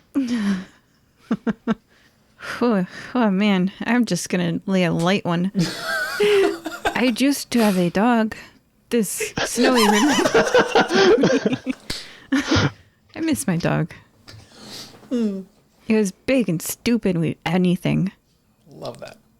So, like, you went real deep, and you know, it's the first real true thing you know about Pamela, though. Yeah. Cool. Yeah, I mean, if you guys want to share anything else, you're free to. But if that is all, then you increase your trust level toward each other by 1. Sweet. Yeah. Are we at +3 then? Because of the sniffing and the lying, the sniffing, and now the stories about dead children? Replacements math, for dead yes. children. Yes. By my math, a dead child makes 3 trust. Great. Sweet. Okay. So yeah, after you guys have spent this time getting to know each other, bonding with the little rat Snowy, you guys have like headed back. You would say it's about time that it's about a couple hours before, or a couple hours afterwards. So the shipment should be arriving soon. Do you guys go right behind the shop, or do you guys go in the shop again? Yeah, how are you guys doing this? I think the most sneaky should lead the way. All right, let's roll this. Now, I'm on page 17/21, and it says, roll 2d6, add your wind. That is a 9 plus 3 is 12. And I put my 2 friends behind the, what are they called? They're like wooden pallets. I think it's the name of them. They're wooden squares that if you stack them up against one another, they can quite obscure a small child replacement and a tall crime enforcer. Love it. Works for me. Yeah, I'll do it. All right. So, you guys managed to make your way back to the shop unsuspiciously, slip into the alleyway without any issues. No one notices, and you are now hidden. So, while you were hiding, it takes a few minutes, but eventually you hear a cart coming down the road. Then you see it pull in, and it has the that symbol that you know, bull's head, black and white, with Lavash Industries underneath. And yeah, it pulls in, and then if you guys can try to stop it before it starts unloading or while it's unloading. Depends what you guys what would you guys like to do? Or you guys can just, I don't know. It's up to you. But basically, it's going to try to keep on going unless stopped. Is what I'm trying to say. If we follow it, we can talk like Puss in Boots. We can see where it came from again. Came from. I think that might be a good idea as long as it wasn't far. Mm-hmm. I agree. If we stop it, there's no way of guaranteeing that we'll be able to get where it came from or any more information. Mm-hmm. All right, so then takes about 10 minutes, but they unload the contents. You see the delivery person is a let me just pull up the description. It's a fire cat humanoid, so kind of like a flaming tabby kind of cat humanoid, wearing kind of like ragged attire, looks pretty old, ratty, if I may say so, and unloads crates. This person does look pretty strong, but also was winded by the end of the 10 minutes that they're doing that, and kind of like leans against the wall, kind of like wipes acts like it wipes sweat off its brow, but I don't know if cats sweat. It's picked up the mannerism.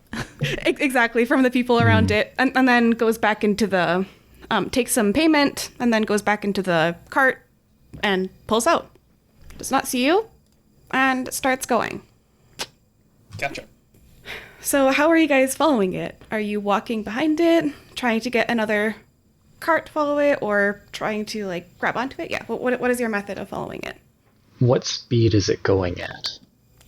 Is it going at like a speed we can just pursue on foot? Right now, yes. But it is drawn by a horse, and it is empty now. So you assume that it can actually gain in speed. It will probably be too fast once it gets out of the alleyway, and once it goes down the streets and picks up speed for you to follow it on foot. The cart is Easily. empty, is it? Is it a covered wagon with like a wooden box with a canvas over top of it? It's like partially covered, like just the top of it, but in the like you can still see through to the back. Like it has those kind of like doors that kind of like from a ranch, but maybe like a little bit more. Like yeah, there's you can definitely see inside of it. There's like there were crates when you came in, like you couldn't see anything, but now you can see like you can't see everything inside of it, but like from the way it's moving and like how much it rattles, it sounds like it's, if not empty, then mostly empty. There's a big difference in my plan if it's empty or mostly empty. So I kind of want to roll a investigate to be able to tell if it's empty or not. So is it okay if I do that? Yeah. Okay. All right. It's an 8 on the dice plus 3, so 11. Good roll. Thank you. And can I convert the question of what are they hiding to, is there stock hidden in this cart? Or is there no stock hidden in this cart? So I want to like peek out and dash real quick and see if it's empty or not. My request is that it be empty. Okay. You dash in, and then you see it is empty except for one thing, and that is a small cage with with another rat in it. Okay. So I look back at my friends and I'm like, climb on board. Yep, absolutely going to follow suit. I don't know if we make a roll for that to see if we do it stealthily enough, but yeah, go ahead. Barton will head over. I'm going to spend an insight to work together and reach my hand out and pull you up onto the cart. It says before they make the roll, spend 1 insight to give them a bonus equal to my trust towards them. So you both get a +3 bonus as I spend 2 insight. Oh, Thank goodness. Should we make like a cunning roll then? Yep. If you guys want to be unseen, Heck yeah. then yes, definitely use cunning. I would say All right, all of you to see if anyone gets caught. I got a 6 plus 3 from my friend, so I'm at a 9. I got a 9 plus 3, so a 12. Very nice. And I guess for Pamela, we'll use the roll that you had before. So all 3 of you managed to make it on, like, unseen. For you, Graveyard, like when you get on, you're kind of like last person, and then it hitches a bit. You hear the driver kind of like curse So like they suspect something, but they think it was just a pothole, probably. Yeah. See that? So you guys are now in the cart. Sweet. With a rat.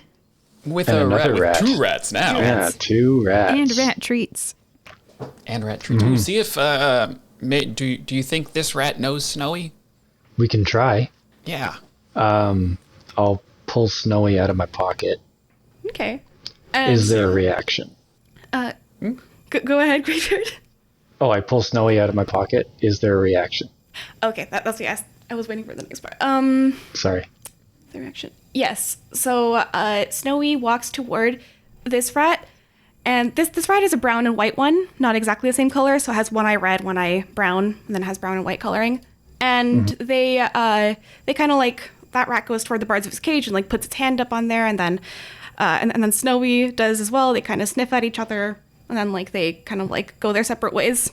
Like they kind of like just hang out near the cage, but don't interact much other than that. Okay. Can we try talking to the brown rat? Yeah. Slushy? Slushy.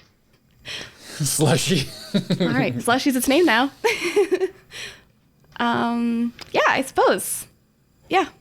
You guys can try talking to it, see if it reacts in a way. I'll do the exact same thing I did with Snowy. And I'll say, my name's Graveyard Shift. Do you have a name? Okay, I'm not gonna make you roll for this one. But like it perks up at you, then looks at you, but then just looks down. You don't hear anything in your mind. You don't say anything. The kind of energy that Snowy had before, you don't sense it on this rat. And on Snowy, if there is any left, it's just tiny traces. But that rat has had none at all of that kind of energy. Okay, this rat's a rat.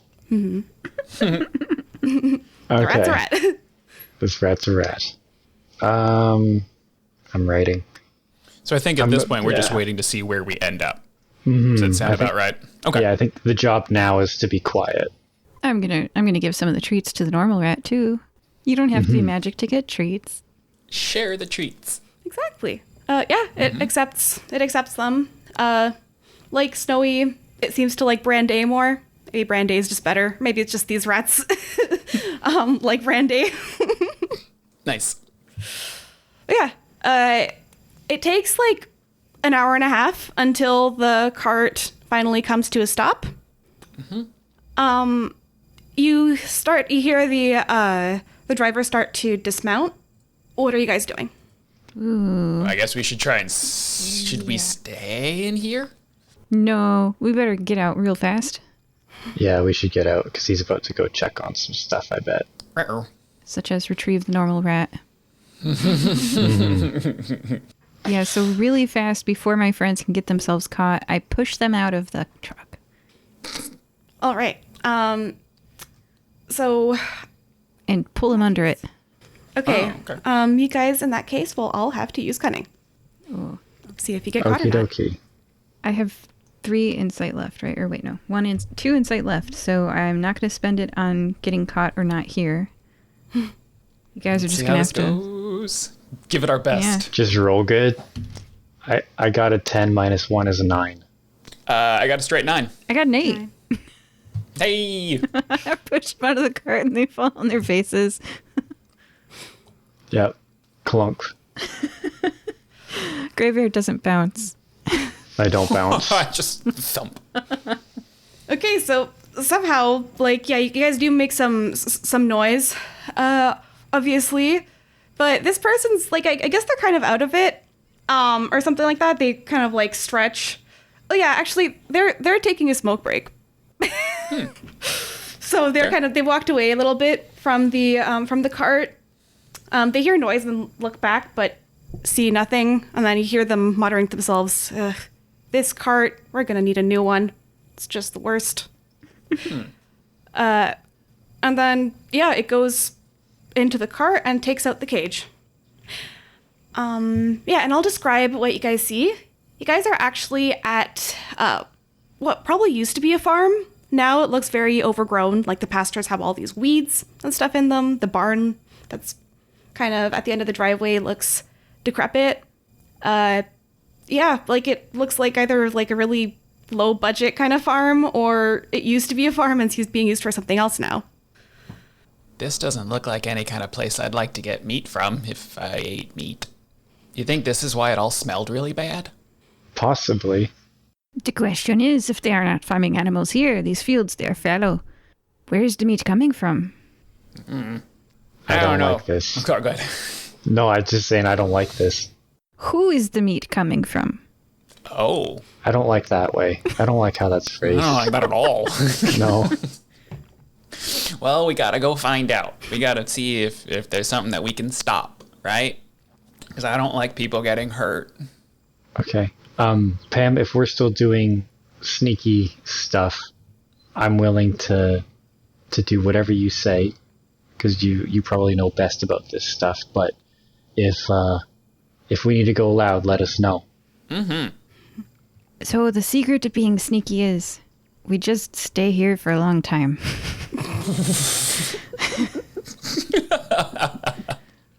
Well, if we're good at anything, George and I are good at being still. It's very true. Yeah, you don't have to pee. It's very true. Not at all. I am okay. Perfect stakeout friends. Mm-hmm. Okay, so are you guys gonna stake out the place then?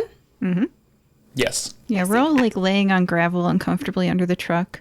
Well, I am. Yeah, I wouldn't know about comfort at all either. It just All right. So, and how long are you planning to stake it out for? Are you just gonna keep on going until you see something, or are you gonna spend like a certain number of hours, or the whole night, or like until the sun has fully set? Like, yeah. Is there any specific duration that you guys want to stake out for? Well, let's try hour 1. Does anything happen? On hour 1, nothing happens. Like the delivery person goes to the farm and then sees the door. The door opens. There is one person that you can see that opens the door for them. What do they look like? Well, let me pull up their description. They are they are tall and bulky with hold on, I do not know where I put this. Okay. So it is a tall, burly man with dark hair and a dark handlebar mustache. And he's wearing a black coat and a hat. That's who opens the door for this delivery person. Would any of us 3 have recognized that person? Do I recognize this guy? There we go. Yes, Graveyard. You recognize this person. Who is it? Who is it? So should I say who he is? Or does the DM do that? It would be up to your character because you're the only one who recognizes him. I described him. It's up to you whether you want to, what you want to say. Okay. Well, I want to be accurate to what was on the actual page because I don't want to be wrong in my continuity. So we're going to do some trimming. Oh my goodness gracious. So many ads to kick through. Mm-hmm. Oh, do you want me to redo the description or anything? I have him. So I'm going to elbow Pamela and I still want to call you George. Barten. Still George. It's still George. So I'm going to elbow Pam and Barten. Oh, no. 4. What? There were 3 replacements before 4? Okay, keep going. I just figured that out. We just figured out the name. And I'm going to say, I know that man. He's a no good Nick. And his name is Swansea Wales. Apologies to any Welsh listeners. But that's his name. And he is just, when, well, I don't, but I've heard this is what he's like. When you've eaten something and it gets stuck in your teeth and it's actually something really small, but it feels like it's a lot bigger and more of a problem than it really is, that's Swansea. For some reason, he's not really much of a problem, but he just makes so much trouble for everybody that he interacts with. Interesting. I may have to eat something one day to really see what that's like. Yeah, well, I think you're about to find out if we ever do interact with this guy. You'll know. You won't have to eat anything. Is Swansea his real name, or is it like his game name, like George? I don't know. That's just how I know him. We did a bounty contract together. It didn't go well. I wanted to be the white hat. He wanted to be the black hat. And we parted on what I thought was kind of neutral terms, but he took it real personal, I think. Well, that's not good. So yeah, he's there and he's smoking? He just opened the door for the delivery guy, who was a different person. Oh, okay. And then Okay. they both went back inside. Okay. That was okay. So that was hour 1. So are we still going to hang out? Yeah. Well, Wait for hour 2. We've now confirmed if this guy's involved, it's no good. There's definitely something bad going on around here. Yeah, I mean, I'm gonna propose alternating naps because if we know You could just sleep. You could just sleep. Yeah. Oh, wow, best lookout partners ever. True. Yeah, absolutely. If you want to take a nap, go ahead. We can just lay here with our eyes open. It works out really well. Oh man, I'm genuinely fond of these stakeout partners. Yeah. Yeah, because here's what I'm thinking out of character. I'll just tell you guys. We know that inside that building are people are trouble, and these people are extra trouble. So what we want to know is what the operation is. And that's not necessarily that's not what we'd learn if we talk to the people. That's what we would learn if we go explore the operation. And the best time to explore the operation is when the people are sleeping. So my thought is to get more information on what's going on here, we should sleep until it's dark and then explore. I can definitely get behind that idea. Yeah, I think that's a good idea. All right. Agreed. Okay. Are you guys going to stay under the cart, or are you guys going to move somewhere else? Just to remind you, because you got a 9, they are suspicious of the cart. Do we risk making worse rolls to move somewhere else, or stick with the 9? Yeah, I was going to that- say, like, what are the odds of all 3 of us not getting caught as we stand up or, like, crouch or crawl away from here? I mean... 6. We could just give it a go. Could be fun. Okay. All right. Let's... So, what all is around us? Well, there is like kind of tall, overgrown grass. There are tool storage sheds. You guys are like halfway through the driveway. So, if you wanted, you could try to like sneak somehow around the driveway. I guess obviously not going on the thing. You would probably get caught if you just walked straight in, but you could you figure that you could find a way to sneak around or to sneak behind something. Yeah, there are things that you could, yeah. So we're weighing the odds that they come out and investigate the truck that has made 2 suspicious sounds, right? And then they like get their work that what's it called? It's like a table on wheels, really low to the ground, and you can lay on it, and your back is like 3 inches above the ground, and you can scoot under a truck. So they might get that out and like look at the truck that's made 2 suspicious sounds, which would be logical, right? Versus sprinting or crawling across open ground. Yeah, that's a tough call, guys. Yeah. Because also, we're not sure if they use this cart for anything else, and at some point, someone's going to want to move it. Ooh, yeah. Okay. All right. So can we see inside the windows from here? Because if we can wait for them to leave the room, that'll give us a better odds of sneaking out between the truck and the grass. I'm fine with getting ticks because it's not my body. And we don't have to worry about it. Philanthia she's gotten all her Lyme disease and Rocky Mountain spotted fever vaccines. She creeps and crawls all the time. How far are we from the building that we saw them go into? In terms of feet, I would say maybe 100 feet. Oh, okay, never mind. Like if we can get closer to the building, there's a little utility there to see what's going on, but not if we'd have to get there first. Yeah, it's a it's a barn, so it doesn't really have. You would have to get in to see through it. Like it is decrepit. Wait. It has. It doesn't have windows? No, it doesn't. Oh. Like it has like some Shenanigans. loose, like it has some holes in the boards and stuff, but like, it's generally pretty closed off. I feel a lot That's better even about more sneaking into the tall grass suspicious. with no windows. Yeah. We only have to avoid the sight of the one person outside, right? No one's outside right now.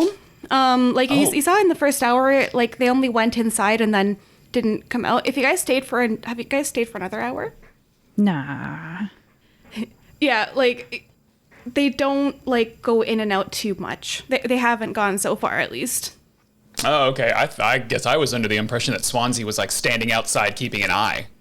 Nope. Oh, let's move. Yeah, let's Yeah. move. Okay, here comes our other use cunning. Now, Okay. the goal here is to get to a place where I'm not seen. So if there's uneven ground, I would duck below a hillock, but with a plowed field, it's usually pretty flat except for the buildings and trees. So the tool shed, behind the tool shed, might be the tall grass that I would choose. Okay, all right. And then I'll tell that to you guys. Our best chances of not being found are out of sight, like that tall grass behind the tool shed. All right, let's go, guys. Okay, Let's see. roll out. So we gotta roll. Yeah. Yeah. See what cunning. happens. Nope. I got a 10. Nice. Little Barton's good at just keeping low. I got a 5. The big, tall, shiny man. Hey, I want to work together. I'll help you. After you've made a roll, but before the results are narrated, spend a total of 2 resolve and/or insight to allow them to treat a 6 as a 6 minus as a 7 to 9 or a 7 to 9 as a 10 plus. Seems like a great time to do that. Is that the Sounds last like of a your really insight? good time. Yeah, and I Uh-oh. myself have a 9. So this is not great, but it's better than a failure, right? Oh yeah. Yeah. Oh yeah. In this situation, yes. All right. I have no insight left, Okay. but So- you get to treat your 6 and below that total failure as a 7 to 9, just like me. Now they're suspicious of the shed. Yeah. Now they're suspicious of something else outside. Great. That's 2 counts of suspicion outside. Yeah. Okay, so how this is gonna play out? Yeah, so you guys do manage to get out from under the cart, moving through the overgrown weeds and stuff, and to the back of the. Are you guys staying outside of the shed or inside of it? Not going to try to break in.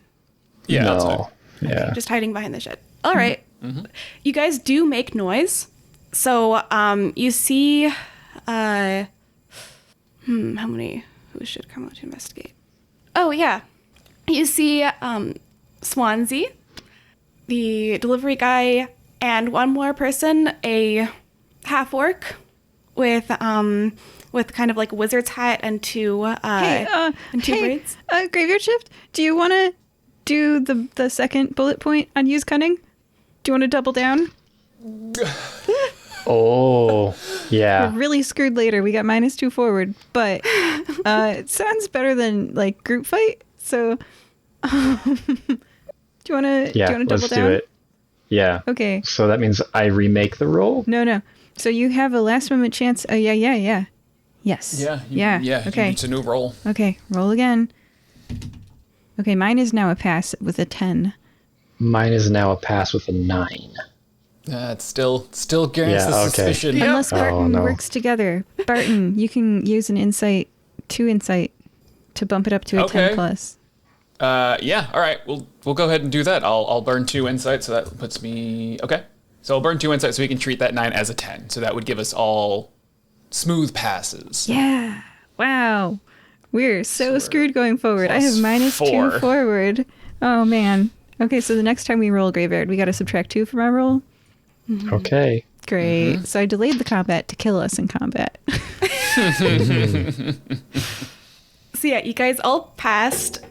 Like the 3 of them did come out and investigate.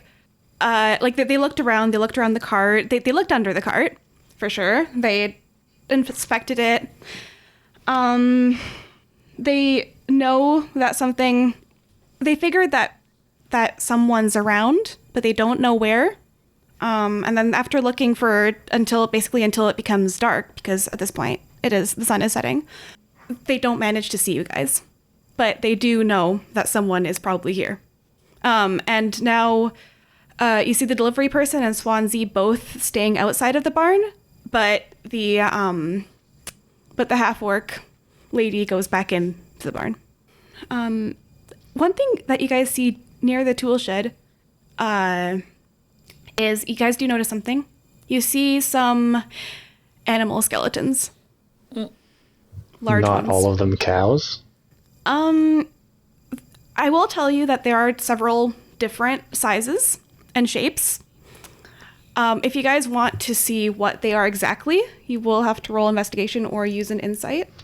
But you do see that there are several different kinds of animals. Like, you can tell... Another thing you can see is that they are missing some of their, like, the ones that would have horns, like spaces where they have horns are no longer there. Getting close enough to them, you can just poke your head out of the thing, like from behind the shed. You see that there's like knife marks on them. But like, yeah, if you want to see exactly what type, you would probably have to investigate. But yeah, those are the things you see immediately.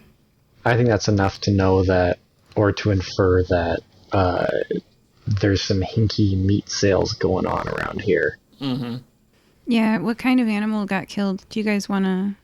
I am super out of insight, so it's probably best I don't. Yeah, I only have 2 insight. But you could do more rolls than I can. I don't know. Is investigate my thing? Oh, is that a wind thing? It is your Investigates- yeah, thing. investigates Yeah, always so if you just investigate, Okay. that's you. Oh, well, never mind. So here I go.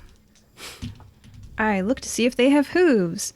I got a 9, and so that means on a 7+, you discern something that wasn't obvious. You get a chance to ask the GM some questions from the list below, which they will answer truthfully. So I didn't get like a 10+, which is the hold option. I only got 3, hold yeah. 2. Wait, I have 4 hold now. Oh, hey, I should pay attention to how much hold I have. Okay, so I'm going to ask, what is missing that should be here? Haha, a meat pun. What kind of animal was it? You get it? Now I can tell what kind of the skeleton is a fleshed out animal. What is missing that should be here? There it is. Well, yeah, obviously flesh. Some of them are like picked clean. Some of them are like boiled. Some of them are not. Like you still kind of see like remnants of flesh and sinew and stuff on them. So definitely anything that could be used for a decoration or for precious things like horns, for example. Those have been cut out. Looks like things like hide has been cut out as well. Like by the way that you notice the cuts on the skeleton. You also, so what kinds of animals, like the flesh that's missing on them? Yeah, I just want to know, like, did it start out as a cow or like as a cow person? One of them it was a minotaur. Yes, that's kind of. One of them was a narwhal.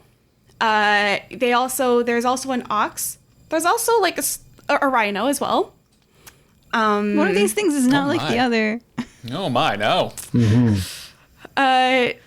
You also see, what else? I'm thinking of things that could be valuable. Oh, an alligator that's been skinned.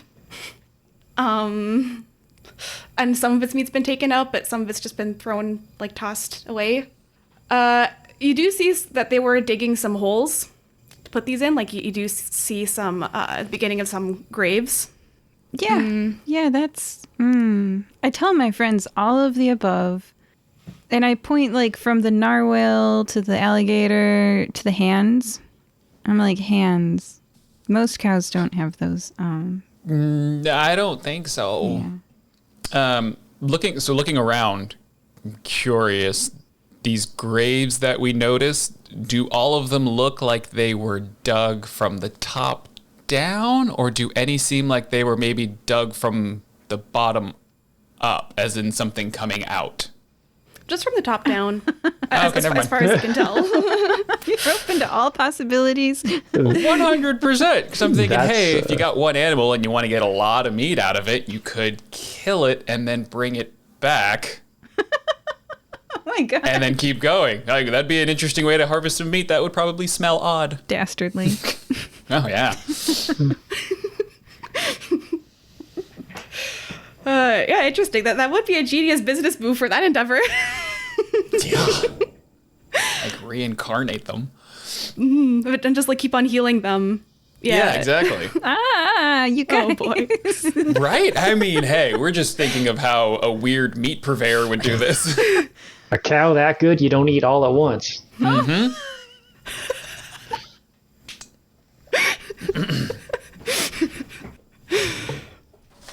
Okay, yeah, it's just like, this is supposed to be a helpful JRPG game, and but I guess, yeah, it is, my games turn out like this. Great. So, now knowing this information, what would you guys like to do? Well, I think either way, we've got to try to get inside and stop what's going on. Yeah, now we have a moral obligation to Because if stop they're... it. Good. That was it. Oh, yeah. Because if they're killing these different animals and then still... Are they, like, I don't know if they're still trying to pass it off as beef, or it's just not good. So we definitely need to stop what's going on. Okay, so, yeah, there are people standing watch.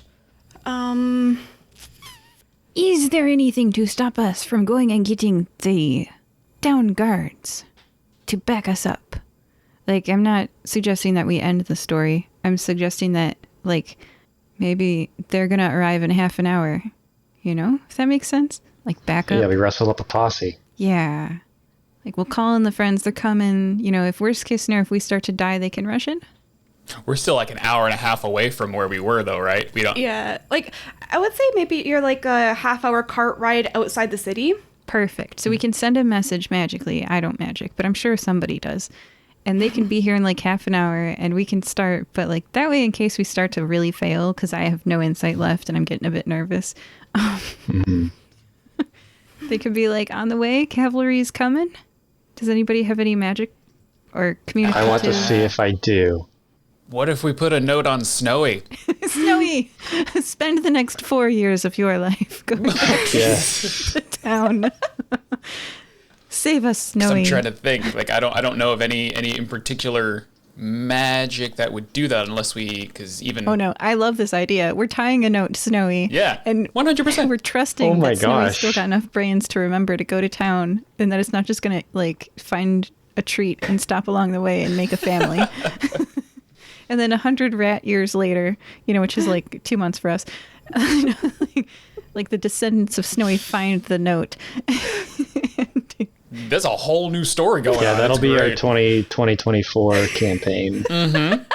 Everyone plays This'll be rats. This will be a callback. Anyway, so yeah, let's tie a note to Snowy and be like, you got this. Go to Newsy, Snowy. Nusi? Okay, so you're telling Snowy to go to Nusi. All right, I will. Brilliant, foolproof plan. Oh, yeah, nothing could go wrong here. This rat is more intelligent than the average ones. That's what we're Got banking this, on. Snowy. Yeah, you know what? Yeah, I'll say you guys managed to attach the note to Snowy. I'm trying to see. It will take a significant magical expenditure from one of you to kind of like you guys. One of you magical constructs would be able to probably give it the speed it needs to go back and forth, or like the strength it needs, or possibly like convey the message so it knows exactly what it is. I will say that you guys are allowed to use like Arctic energy. Oh, this is um, what give speed is for. Yeah. You guys would be able to do that. However, you would be imposed to a condition depending on which attribute you use. So it would be significant expenditure. So you would have to. It would weaken you slightly. I'm wondering about fire. Like, I could just encourage Snowy enough, like get him hyped. Yeah, because I think because I have water, so I don't necessarily know how that would really get into there. Yeah, maybe that would, like, I think the water would be good if he came running into the town exhausted. You could heal him back up from running so far. Right. I'll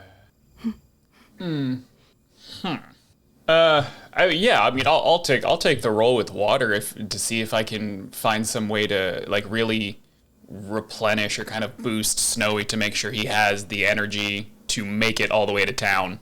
Yeah. Okay. All right. How do we roll? Oh, okay, so it's just roll plus water minus any Arctic hold, but I don't have any Arctic hold at the moment. Yeah. So we'll call it as heal wounds just to make sure he's in tip-top condition. Let's see what we got. So with that, Barton's gonna grab his talisman that he wears, his gears with its little crystal, and it starts to shimmer a little bit, and just some kind of mist sprays out from it and covers Snowy. It's glowing just a little bit, just to kind of revitalize him. And I got an 11. 11. Oh. On the roll plus 4. Yeah, it's a lot. Whoa. Okay. Wonderful. So what happens if you get above a 10? I think it works with no repercussions. Whoa, magical friends. Wonderful. Yeah. Okay, so yeah, you have instilled the rat with the power to regenerate itself so that it does not become exhausted upon running, and it knows to reach Nusi, and it will do that. It will take it a while, but you can probably expect to get reinforcements within 2 hours. Yeah. Okay. Yep. Yep. Or sometime in the night. Yep. So you know that will work, but it's going to take some time. Sweet. All right. So yeah, what are you guys doing in the meantime while you're waiting for reinforcements? I think we just be quiet. Really? I think, yeah, we need to, because I think waiting, I mean, if we wait, then yeah, we're just kind of sitting here, but I think we should try to find a way to get inside, or at least see if we can get some more information on what's going on inside before they get there, so, I don't know. I think Graveyard should lead this, because you know Swansea whales, and you know what they might have aligned themselves with and been motivated to do. So, based on what we've seen, Sketchy Meat Sales, he's like the muscle for gangs usually, and he's also into making money by any means, and he doesn't really care how it's made. This has his fingerprints all over it. I don't know if he's the mastermind behind it. I highly doubt he is. He's usually just hired muscle. But if he's here, that would tell me that he might be the most powerful foe there.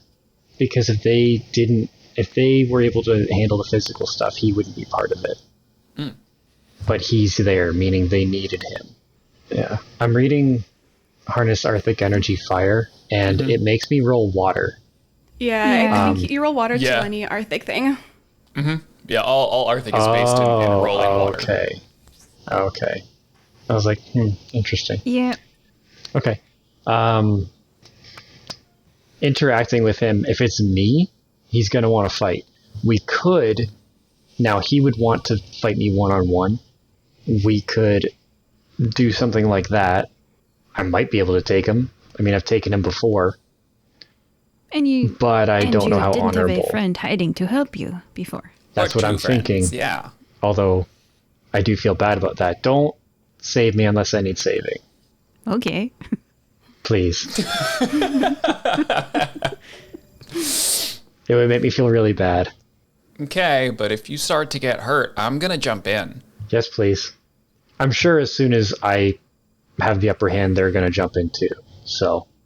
Okay. I'm on board. George will help. Okay, so I'm dueling Swansea. That's what's happening. Let's go for it. Let's get it. Yeah, let's go. All right. Barton and I are probably going to hide somewhere. Stay hidden. Yeah, stay hidden. Oh yeah, we hid really good. We should not roll again if we don't have to. And we hid really well. Yeah, do you just want to walk up to the door and knock? Or do you want to collect evidence and just get captured doing that? Or how do you want to approach this? I might call him out.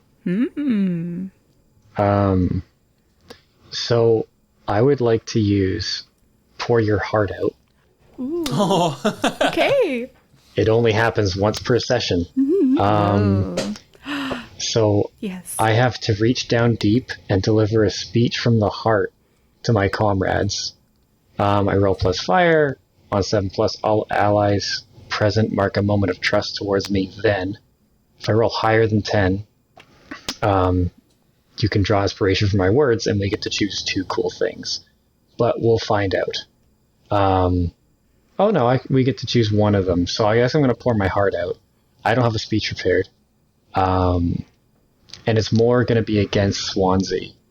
So I'm just going to step out from behind the shed. The sun is still in the air? Still in the sky? It has set and it's now dusk. So like there could be like a sliver left. Like the sky is still somewhat lit, but it's almost nighttime at this point. Okay. So in the orangey purple twilight, I step out and I put the brightness of my singular lens up as high as it possibly can, shining right on the door. And I'm just going to yell, "Swansea, I'm calling you out," and then see who comes out. Okay, so There's more to it than that, but I'm waiting to see who's going to come out. so interestingly enough, you don't even have to go to the door because he is standing watch. Or he was standing watch. He went in, switched with the half-orc girl, but then she would see you first. And then like kind of take out a wand and just like panic, look at you in panic. But then soon hearing his name, he will come out after just having taken a break. And he's gonna like open the door and then just like stand hands on his hips, staring at you like on the holsters of his 2 handguns, and say, chewing tobacco. He'll say, "Well now, what do we have here? If it isn't my old buddy." But then he says it very like, buddy. He just glares at you when he says that. I'm going to draw my... it's a cavalry saber, but it's a rapier. And point it at him. And I'm going to say, "I'm going to give you exactly 10 seconds to give up and come quietly. It's the kindest thing I can do for you right now." Okay, so is that a talk them down attempt? Because that definitely sounds like a talk them down when you implore an adversary to reconsider their course. Yeah, kinda, yeah. So what am I rolling for that? Because I don't have the page up in front of me. It looks like role plays plus previous conditions? I'm not sure. Or confrontations. So how many previous confrontations have you had? At least one. So the entry that I have is Swansea absolutely hates Graveyard because the one time he collaborated with him on a bounty hunt, Graveyard insisted on bringing the mark in alive, which damaged Swansea's bloodthirsty reputation. Swansea has since sworn revenge on them. To add insult to injury, Graveyard does not see Swansea as a threat or even as a nemesis. This infuriates Swansea to no end and usually leads to him becoming the victim of his own hubris. So, usually getting him riled up tends to work. Okay. This is more about what he's going to say next, and then it was going to be a pour your heart out. Yeah, exactly. Yeah, but because that sounded very much like talk them down, I was like, oh, it does. Talking them down. Yeah, you get an extra +2 if you mention their secret. Swansea's secret? Which is interesting. So yeah, I guess it would be rolling plus previous confrontations +2. And then after that, like after that little confrontation, then you would have the pour your heart out. I think that's how that works. Tell you what, we'll fight right here and right now, and maybe, if you win, I might acknowledge you as my nemesis. He kind of like chuckles and takes his guns out of their holsters. Well, we'll see about that. I don't think you'll be left alive to acknowledge me as your nemesis. We'll see. I'll extend you to this one last courtesy. What do you want me to tell your family? He starts laughing. Dang. Yeah. Good cop. And Police officer? Very, very police officer-esque. and he says, "Joke's on you. I ain't got one." Okay, we're done talking. I'm just gonna start. That's sad. Yeah, really. I'm just gonna start fighting. Let's go. I just thought of another possible line. Even though I don't know. Well, tell your mother that I love her. What? I don't have a mom. Yeah, we neither of us have families. Exactly. Take a point of confusion, I will. Okay. Tell your mom I love her. All right. So I think. Well, I think they'll just want to settle this once and for all, whatever you roll, I think. But what did you get for Pour Your Heart Out? I will roll it right now. Oh no. Actually, not so bad. I got an 8. Okay, so choose one of these things to affect an ally with trust +1 toward you, or allies. That would be everybody. That'd be Yeah. both. Okay, yeah. So you get to pick one. Yeah. You have created a roll result. What is this thing they stand for?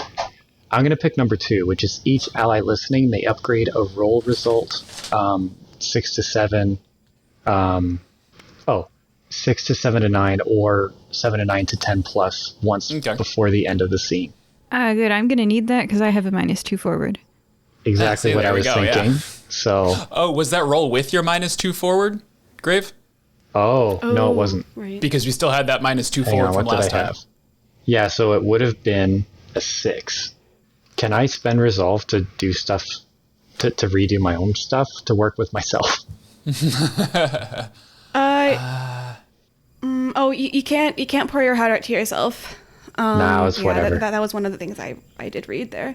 Is there any way to That makes reroll sense. a dice? Like, what is resolve for? It says, resolve is spent to avoid damage in combat or other dangerous situations to generally push the limits of what you are capable of. What is resolve it doesn't- for? It's so resolve is like taking damage. So resolve is what you get before you start getting conditions. So if you have 3 resolve and you're in combat, you can take 3 hits essentially, and then on that 4th hit, you're going to take a status condition or a harm. Oh, says the person who has 1 resolve. I should sneak good. So I'm pretty sure that's what resolve is. Yeah. Oh, okay. So there's no like you can reroll a dice thing. Not that I can see at least. Oh no. Okay, well, that was a piss poor attempt at intimidation, so you guys are not affected at all by it. I'm just fighting. Yeah, I would say, because you struggled because like you were essentially directing your words to Swansea and not so much to your companions. So I would say that could be like the in-game reason why. Okay, Yeah. so now we can figure out There- combat. Yeah, now we're in combat. Yeah, now you guys are in combat. Yeah. So about that, guys. I hope you're good at this. I might be good. We'll find out. Let's go. I took a critical art. I want to use it, so... Heck yeah. Okay, so let's see. Swansea is going to shoot you. So you will have to resist harm. Okay. And he is threat level. Let's see what his threat level is. It's threat level 3. So you need 3 resolve to resist harm. He takes 3 of your resolve right off the bat. So if I have higher than that, what happens? You're left with 2 resolve. So Oh, it just does Yeah. math. Okay. Yes, I have 2 resolve left over. Describe what it looks like as you get shot. Oh, I've not done that before.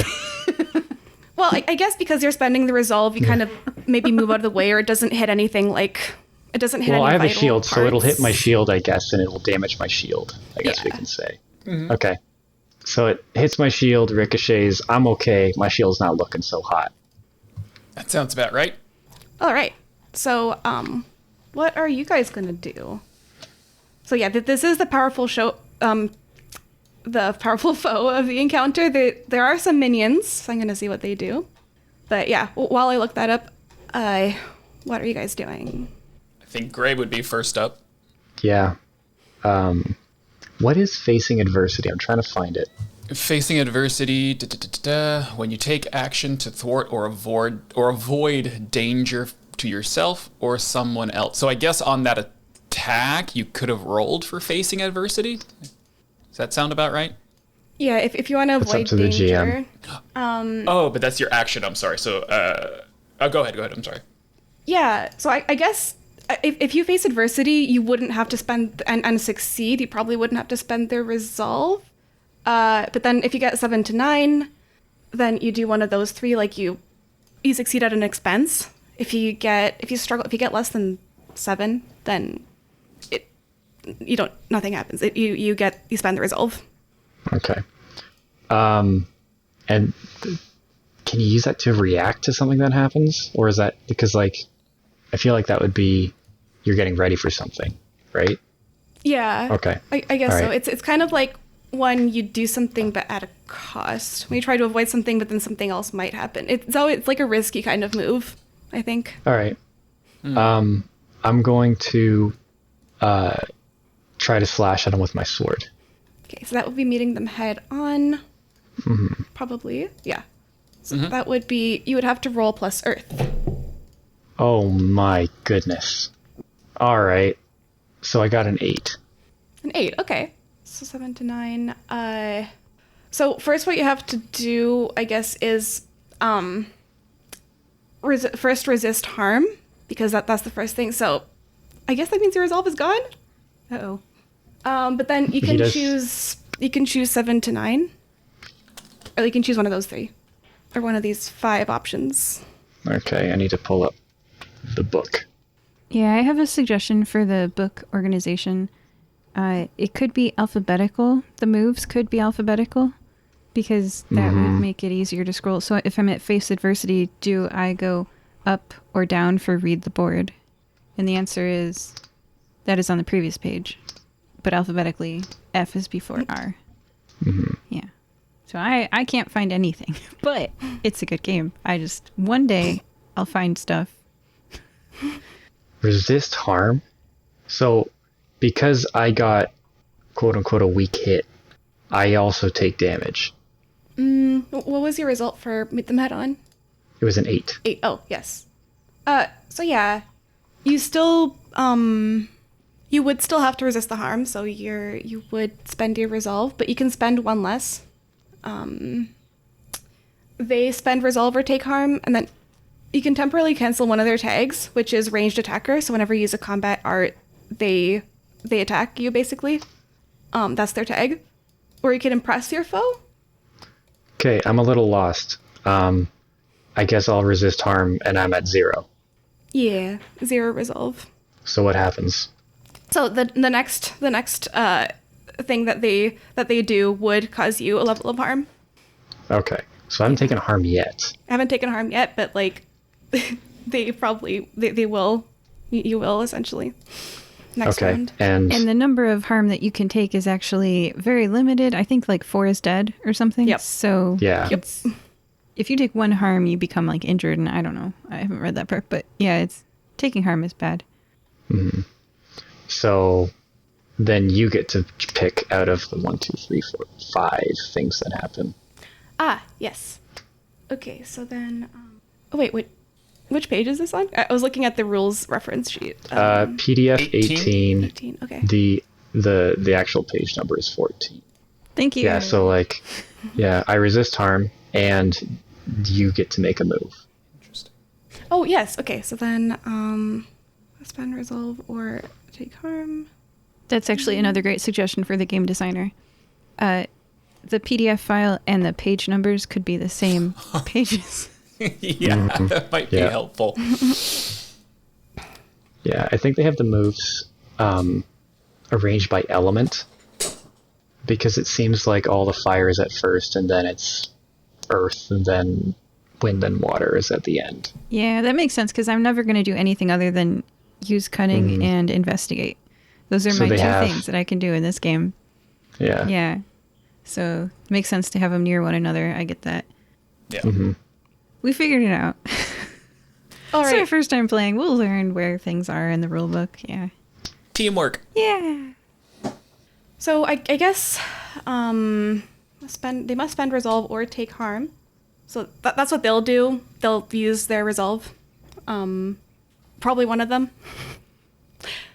All right. So if anybody was lost, like me, can we narrate what just happened? Can you guys just catch me up real quick? Because I was behind a shed. I ran, I got shot, I tried to swipe. I don't know what happened after that, other than I missed, and then I also got hurt again. You didn't end up missing, actually. You did you did have to make them spend their resolve, so you did hit them, but then they shot you back, essentially. So there's a Okey-doke. rapid fire gun and sword fight going on, and I'm like, Yep. whoa, I'm not a combat person, so I just like put my head back, like so I like turn back to the city of Nikomoy, and I'm like over there where all of the rest of my life could be, or here to this battle. But then I think to our 3 friendship points where we all got a rat to believe us, and then what were the 3 points?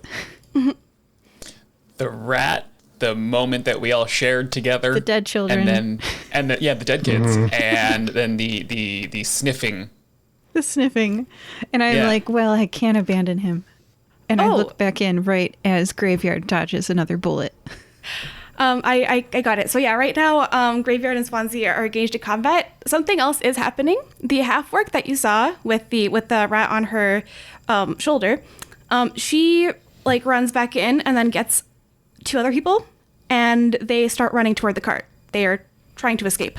Ooh. So yeah, as this is happening as Swansea is engaging Graveyard, because they're just like, oh, someone's here. Let's move. So yeah, they are trying to escape. So there are 3 people right now who are trying to escape. One of them is a guy wearing a suit, tall human guy, pretty good looking. You get the aura of a con man from him. He's like, he normally would be smiling, but it's obviously not really a smiling situation. So yeah, they're gonna escape unless they are stopped or anything like that. But yeah, that's what they're doing. Is it Barten 4's turn? It's Barten 1 through 3's turn. Okay, so let's see. You haven't taken any harm yet, Graveyard. So No, I have you're not. still up on that. Seeing the ones run away, I definitely don't want anyone to get away. So I would like to. We'll do some combat arts. I'm going to channel the Arctic energy through my water prism at the. Barton's going to think that probably the one that knows the most is probably the most well-dressed one out of all of them. So I'm going to channel Arctic energy to attack that person. And it conjures itself as just a jet of water that lashes out at him. As you do that, interestingly enough, the half-orc woman has the protection tag. So what does the guardian tag? So she will use the resolve instead of the con man. So she is going to, Do I still make a roll, correct? yes. Oh, let me make that roll real quick. Roll plus water. Actually, she doesn't have any resolve. She's a minion, so she will just directly take harm if you. Whoa. So that's And then you blast away the half-orc with the rat on her shoulder. right. 4 on the roll plus another 4, so that's an 8. Yeah. Okay. So with this, so it says on a 7+, you strike them with it's a jet of water. And that, for flavor, what would Barten's magic look like? Can look like whatever you want. A jet of water. Oh, absolutely. Yeah, it's going to be. It very much kind of comes out like a. From his talisman, obviously, it kind of takes the shape of almost like tentacles, almost like squid tentacles. that kind of come out, and that's what lashes out. That gets deflected. This and so angelic this says, blonde replacement child Cthulhu. 100%. Awesome. He's number 4. This is their 4th try at this. So it says, and you said this is a minion, correct? Yes. This is a minion. Okay, so on a 7+, which we're good, if the target is a minion, it is defeated, and then you also get a bonus effect determined by the element I used in the attack. So with water partly freezes a foe, giving the next person to meet them head on or face adversity from them a +1 forward. So since they're defeated, does that really matter? With this particular person, probably not, because she's defeated. She's like lying on the ground unconscious. She's like, but like before she goes unconscious, she goes, "No, Chico, save yourself!" And then Oh no. she just flops on the ground. Oh. So yeah, seeing that run, Barton's absolutely gonna cast that. It's gonna lash out and just smack her upside the head, knock her forward, knock her unconscious. It's great. Yeah, and he does not really he hears his name, but he doesn't really do anything. He just continues running. Does not seem to care that she just took a bullet for him. Yep. Oh, he doesn't even care that she took a bullet for him? Essentially. Yeah. Shame. And then Graveyard Shift does know Chico Rendakara. You recognize. I do know Chico. I thought that's who it was. Yeah. You spent some time on a ship with him. Oh, man. I kind of... So that, yeah. All right. Is it my turn? Yeah. If you want to do something, you can go ahead. Okay. On the one hand, I could stop that person from fleeing. I don't really know who they are. On the other hand, there's a rat on the ground with that half-orc. Is it a white rat or a brown rat? It is the one that was in the truck previously, the white and brown one. The one with white and brown spots. Slushy. Slushy, yeah. What is Slushy doing right now? Are you going to go up and... I mean, you can't really see it right now. Are you going to go up to her and look for Slushy? I mean, there's a gunfight going on around me. There's like pings coming off of the shed, you know? Like, yeah. Like it's dark. It's easy to miss like a rat scurrying around, especially with... Yeah. It's hard to see. I feel like if I don't catch this rat right now, I will never have a chance of finding it in the darkness again. So although the fleeing person, I don't know, it's Chico Rendakara, would have probably snatched someone else's interest, I gotta go snatch that rat. Snatch that rat! So I'm gonna use cunning. Use cunning covers both stealth and deception. It can also be employed to set up an ambush where the cunning character can force a foe to resist harm without needing to meet them head on. So it's my combat stat, too. Yeah, you can also face adversity to do that. That is something you could do as a move. What is facing adversity? It is when you take advantage to thwart or avoid danger to yourself or someone else. I'm not trying to avoid danger. I'm trying to snatch a rat. Oh, okay. Yeah, well, the gunfight around me means maybe I should be trying to avoid danger. Yeah, exactly. Like, avoiding danger would be like, that would be like, you would be one, trying to, I guess, avoid danger to the rat, and two, trying to not be shot. Okay, so not getting shot sounds great, actually. I'm going to roll face adversity. Thank you. I hadn't really noticed. There's so many moves, you know, so like, you're right. So when you take an action to thwart or avert danger to yourself or someone else, which is me, because gunfight, I'm going to roll plus wind if I respond with a sudden insight and lightning speed and clever misdirection. My insight is Slushy. My speed is me going to Slushy. And my clever misdirection is throwing the corpse the other way. Perfect. So I throw the corpse that way. I run opposite from it to Slushy. I'm going to roll plus wind. Yeah. Yeah, let's see this. With a -2 forward. Oh, so boy. that's a 4 overall. Oh. So the danger comes home just as you feared despite your efforts. You do manage to catch a bullet, so you will have to resist harm. So yeah, you use your resolve.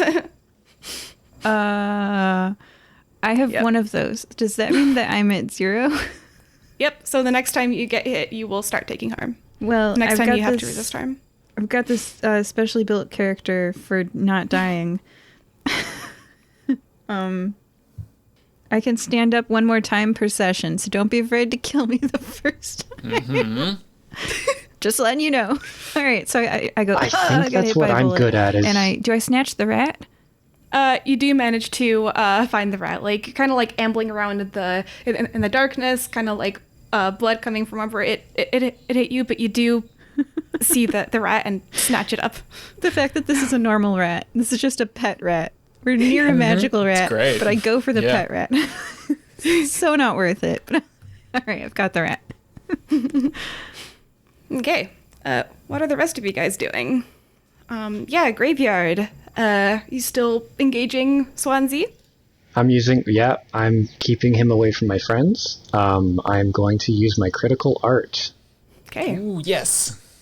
which is, I named it, I'm going to conjure Tirafing, which is the Sword of Tyr, which is the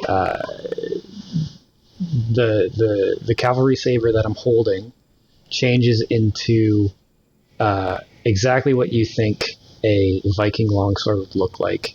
Only it's very decorative and has like really nice inlays and everything. It's very, very shiny, and it glows gold. And now, do I get to make another action on that, or is that my whole move? Because it doesn't say, as far as I know, in the PDF. Prism. What page are you on? Yeah. On the PDF. I'm on the a number different written on the page. paper. It says 38. 38. 38. Okay. Okay. Yeah. Is it harness Arctic energy fire? No, it's one of those special level up things. Oh, okay. Advanced. So I think, like, I'm trying to, because I'm critical reading arts. through that. Yeah. Yeah. So it's on the page 44, on the PDF 48. So you can flavor it to wherever you want it to be, but mechanically it's all the same. So when I trigger that, I get to gain hold whenever I spend resolve, I defeat a minion, or cause a powerful foe to spend resolve. Once I hit 4, cool stuff happens. Okay. Oh. All right. But is that my action, or is that something I do and then I also get to do an action? I mean, it's not exactly initiative, so it's kind of, it can go whichever order that fits the story, essentially, fits the fiction. So yeah, he could summon the sword and then like meet them head on, or any other moves. There's also like speak with your fist, but I'm not sure what that does. It says, quote, slash with my sword 50 times in the blink of an eye. Might be too outrageous. The flavor thing. Yeah. Or the 200-mile spear made of light. Yeah. That's another one what that I he did. saw. Yeah, I did something like that, only a little bit toned down. There was that, you did a cool thing with your water there, number 6. Number 4. Only number 4. Number 4. There might be other ones out there. Who knows? Oh, a combat art. Yeah, so that was just as a bonus on the combat art of channeling Arctic energy. When you channel Arctic energy through your talisman to attack a foe, roll water. Okay, so when I channel fire, I actually don't do any damage. I don't fight with fire, it says. It's more to get people back up. I'm going to need that, so I appreciate it. Yeah, so that's kind of what I was going for. I was going to be able to get people back up. So I guess I'll meet him head on again, Okay. which is an earth roll. Yep. And remember that every time you spend resolve, defeat a minion, or cause a powerful foe to spend resolve, you're going to get a hold. Exactly. Yeah. Because of your sword. Yeah. So I got a 7. 7. So you choose one of these options. You do. Oh, right.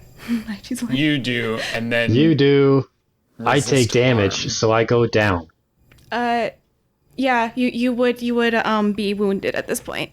You have the you have the wounded condition at this point because you have to resist harm. You have no resolve left.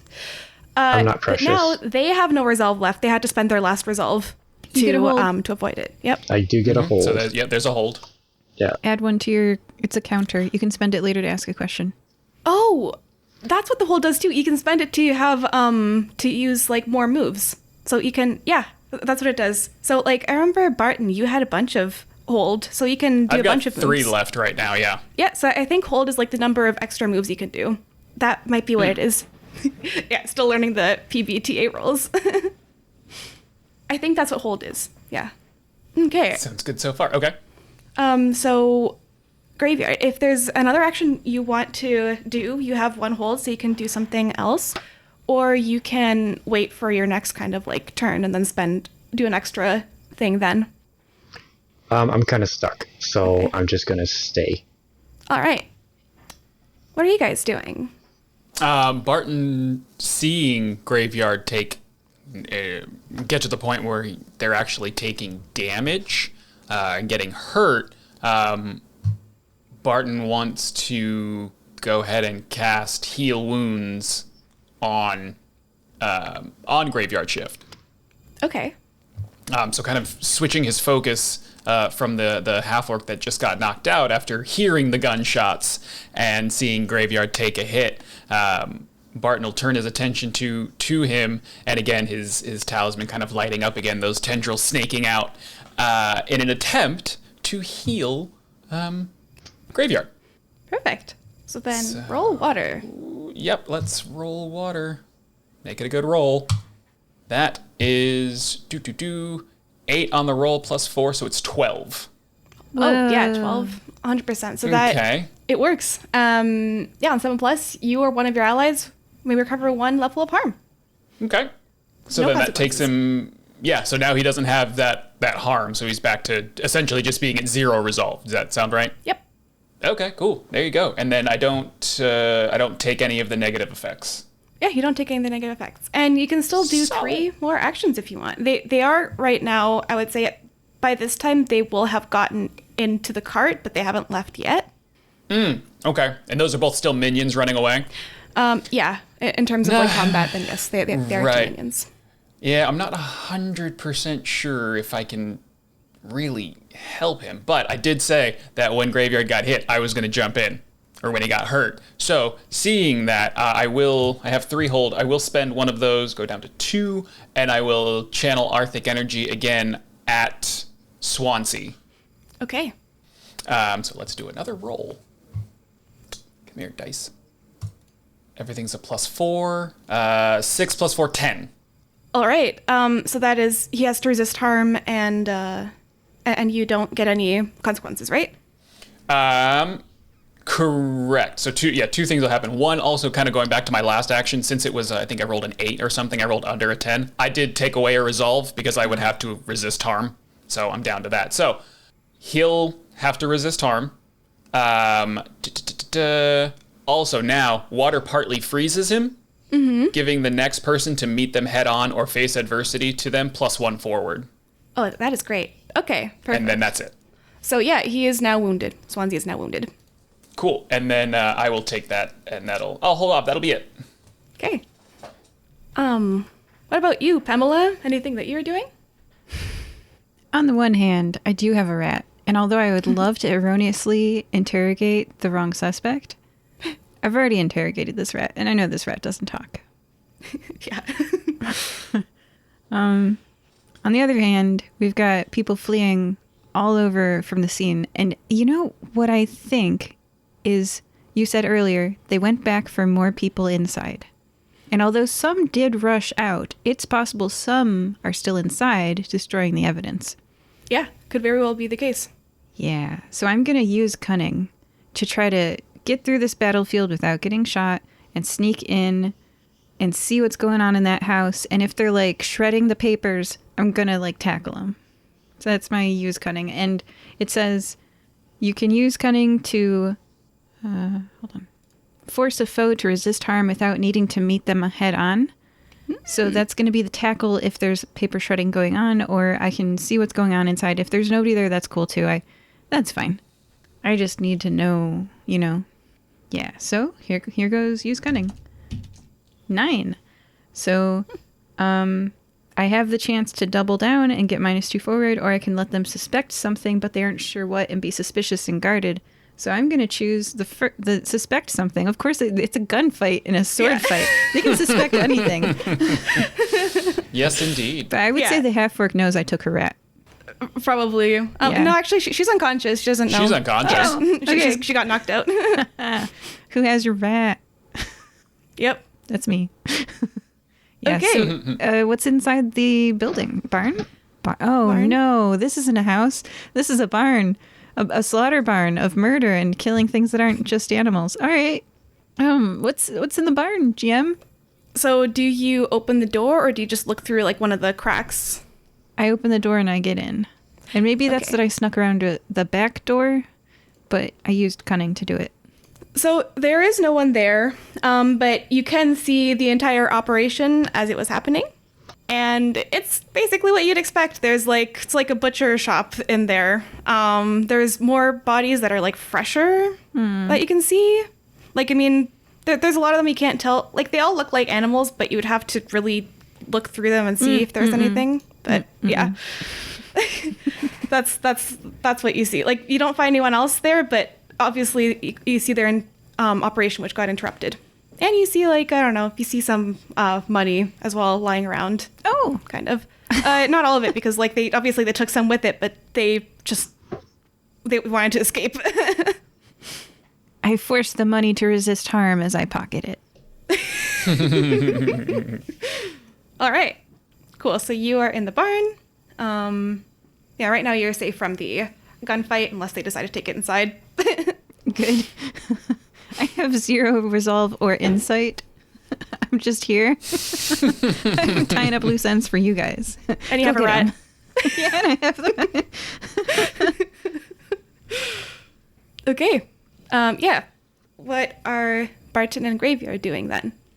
I'll We're give it to still on Graveyard. You're up. initiative. Yeah. So I misread combat arts. It says when you channel Arthic energy through your talisman to attack a foe. I thought it meant if you used another Arthic art, you could use that. So I should have been doing this the whole time. So I'm going to channel fire. Point my sword, shoot some fire, all cool like, at Swansea. Okay. No roll. He just takes, he has to resist harm. Yep. But he's already harmed. So does he just take a level of harm? Yep. And now, from being, you also have to resist harm, though. Oh, you don't have to resist harm? Nope. Oh. That's what I mean. I should have been doing this the whole time. Yeah. Then, yeah, he resists harm, but he obviously takes another level, so he's now critically hurt. However, when he becomes wait. critically hurt, he has a desperation action, and that is Furious Retaliation. So he just goes guns akimbo, starts shooting at everyone that he sees. Very good thing that Pamela's in the barn right now. So both of you two will have to, I believe, resist harm or face adversity. I'm gonna just double check the desperation actions. Could I, because I used fire, can I use another, one of my 2 insights to make him take another level and possibly get him down outright? How does that Or does work? he get... So it says fire allows you to spend an extra insight or take an additional Arthic hold to make a powerful foe spend +1 resolve to avoid the harm from your art. He has no resolve. So if I spend one of my insight, does that mean he takes 2 levels of harm? So a desperation action is a special powerful action they take immediately upon becoming critically hurt. I think it like goes like 1 and then 1, so they'll still do Yeah, the desperation it action, does. but then they'll take 1 more.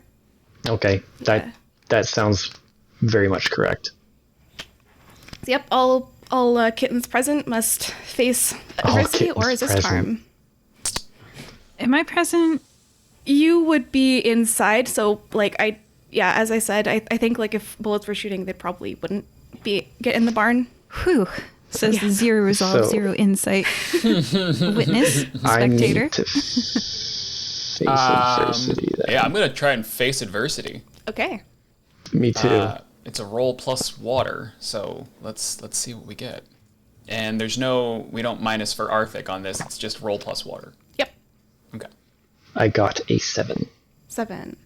So, you either mark the condition associated with the attribute you rolled with, so condition associated with water, succeed at the expense of a friend or bystander, or do it but not cleanly, explain how you were unequal to the task and what it cost you. So one of those 3 you'll have to do. Okay, what's the page number so I can read it? I was looking at action, like the condensed one. That would be under action moves. Oh, there it is. I found it. 19 on the page. Cannot chase the healing. Stupid. Real quick, just because at the bottom of Face Adversity, it says if more than one shepherd is in danger or opposing a threat, the one best prepared to handle it should make the roll and choose the consequence. Okay. So just one person has to. So, yeah, and then a second shepherd may work together with them as normal. So just like, because my roll was a 10. Oh. Yeah. Okay. I say you're best You're prepared. so prepared. I'd say I'm best prepared. I haven't been hit yet or hurt, so You're so iteration 4. You're so prepared. You've been made for this. 100%. Yeah. So on a 10 plus, you've got this. We avoid, or thwart, or withstand the danger, and we are unharmed. All right. So describe how you face this adversity. Oh, it's please. fantastic. As Barten watches Graveyard again hurt Swansea. There's so many names. It's great. He's going to come out of hiding, seeing Swansea just kind of let loose and the shots firing everywhere. He's going to, again, channel his talisman that just kind of erupts in almost like a bubble. Just a big swirling bubble of water that briefly encircles both of them, both Graveyard and Barten, just to deflect any bullets that may have come close before it settles back down. All right. That is pretty like it. awesome. And yeah, you guys both managed to not take any harm. Heck yeah. What? Yeah, that is awesome. All right, so I mean, Swansea's now dying, so he's essentially out of the picture. He does say before he goes down, it's just like, Graveyard, one day I will have my revenge, and then. Who said that? Swansea. Swansea? Who? Swansea, yeah. No, that's Graveyard in character. Who's this? Oh, Who's this guy on the floor? that's fantastic. Okay, so yeah, you guys have defeated the most powerful foe. You've also defeated the minion. However, there's two people who are still trying to escape. They are in the cart. They've started the cart, so they're pulling away. But yeah, what would you guys like to do? I think that's okay. Because Yeah, I we don't don't know if we want have to a die. And, And I don't think we're gonna catch him. Yeah, because you guys did summon the guards, right? One thing you do notice, like if you guys like are watching the cart go away, you see like this little white figure scurrying. It just hops onto the cart. It's gonna hitch a ride back and actually alert the guards sooner. Yes. Heck yeah. Boy. Go Snowy. That's using your rat noggin. / you can be like that, you know. Right, he's a smart rat, so he's gonna just like he's gonna hitch a ride. Heck yeah. Attaboy. Good job. Okay, so you guys have defeated the threat. They will be caught. What would you guys like to do then? Can we burn the bar down? Oh, no, Not yet. no. Not yet. We need all the evidence, right? Oh, okay. Yeah. Yeah, people are coming. Okay, fair enough. You're a very good fire-breathing kitten. Indeed. Heck yeah. What happened? Get rid of all evidence. That's what happened. But we can Look, burn it, right? Yeah. Yeah. What happened here? Absolutely nothing. I think there's like a formal way to wrap the game up because I'm looking at the end and it looks like we bond over this. Oh yeah. This would be like the wrap up. Yeah. So There was nobody in a cage in the barn, right? No, Like- no, I checked. no. Okay. We're good. No, Yeah. like of everyone that has been brought to this barn, you're getting the idea has already been killed, or Secondary location. or like escaped. or escaped, or just like been finished off. So in the this barn. is basically like an illegal coroner's office Like in cemetery, and not slaughterhouse like kind of thing. not a slaughterhouse, but like a Abattoir. like when a crematorium takes a body and gives you dust, and nobody really checks that they burned the body. So this is like Oh. a side crematorium hustle, maybe. Basically, like, so what they've been doing is like they essentially have been like looking around. You gather that they've been like poaching animals, like endangered animals that are legal to poach, and basically repurposing their meat to be sold. Also, like any people that have been disposed of by Swansea, any of his marks that that he's just killed and needs somewhere to go. They've been also tossed into the mix. So yeah, it looks like there was a poaching and body hiding operation going around here, and they were trying to disguise it as meat and selling it to the unsuspecting. You guys don't see anything implicating the Corners. They were negligent, but like they probably had no idea. You'd have to go and talk to them, but like there's nothing implicating them per se, besides the fact that they were buying from these people. Yeah. And trying to hide that they were buying this kind of meat. Oh, it's like 1/10 the price. It's okay. Let's buy it. Yeah. Interesting. All right. That's awesome. So on page, oh gosh, what page is this? This is the one with the Labrador Retriever on it. All right. So at page 29 in blue text, which is 33 in single page version, it says report in. Should we do that part? An end of session? I don't know how to shepherds, but... I have something when you to complete report. a task given to you by the people that you're assisting and they thank you for your hard work, decide as a group the answers to these 3 questions. Did performing this task help us grow as fire-breathing kittens? I'm going to replace shepherds with fire-breathing kittens because shepherds is the organization in the story. Jess, I hand out 1/3 of the gold to each of us. Ooh. I look at it. Cool. And then the next one. This is shiny. Now you can buy your own vegetable soup. Oh, this is wait. funny. Yeah. Maybe Did not performing vegetable this soup. task warm our hearts or renew our faith in the goodness of people?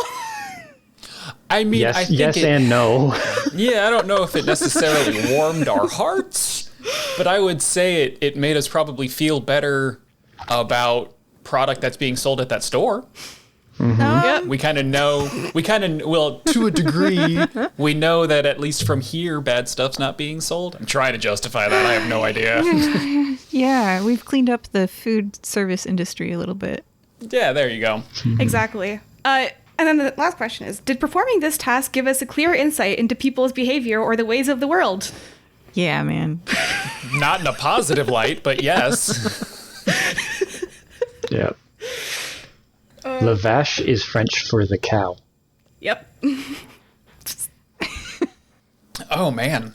All right. So, sure, we'll say yeah, Okay. So, but yeah. not in a good way.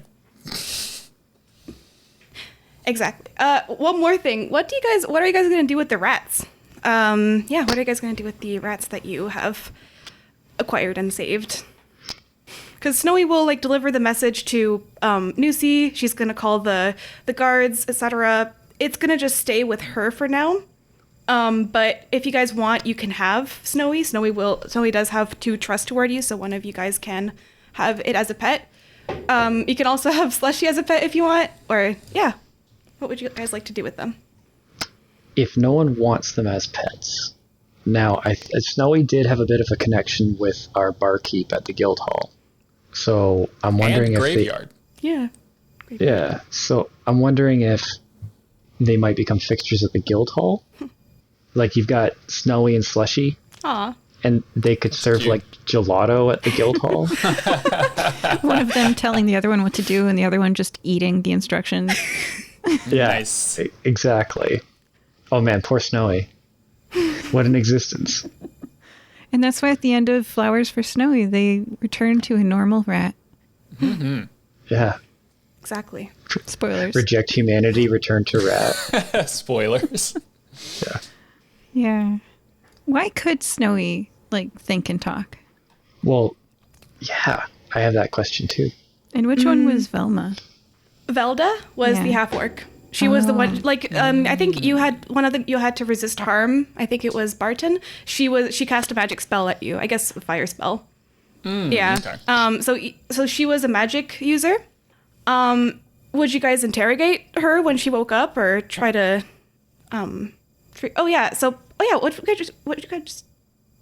what would you guys do with the, people who are unconscious and, dying? Would you save them, let them die? Oh my god. Well, I don't think we'd want to let anyone die just yet. So Yeah. maybe after kind of the fighting died down, just find some way to make sure that they're subdued until maybe the cops show up.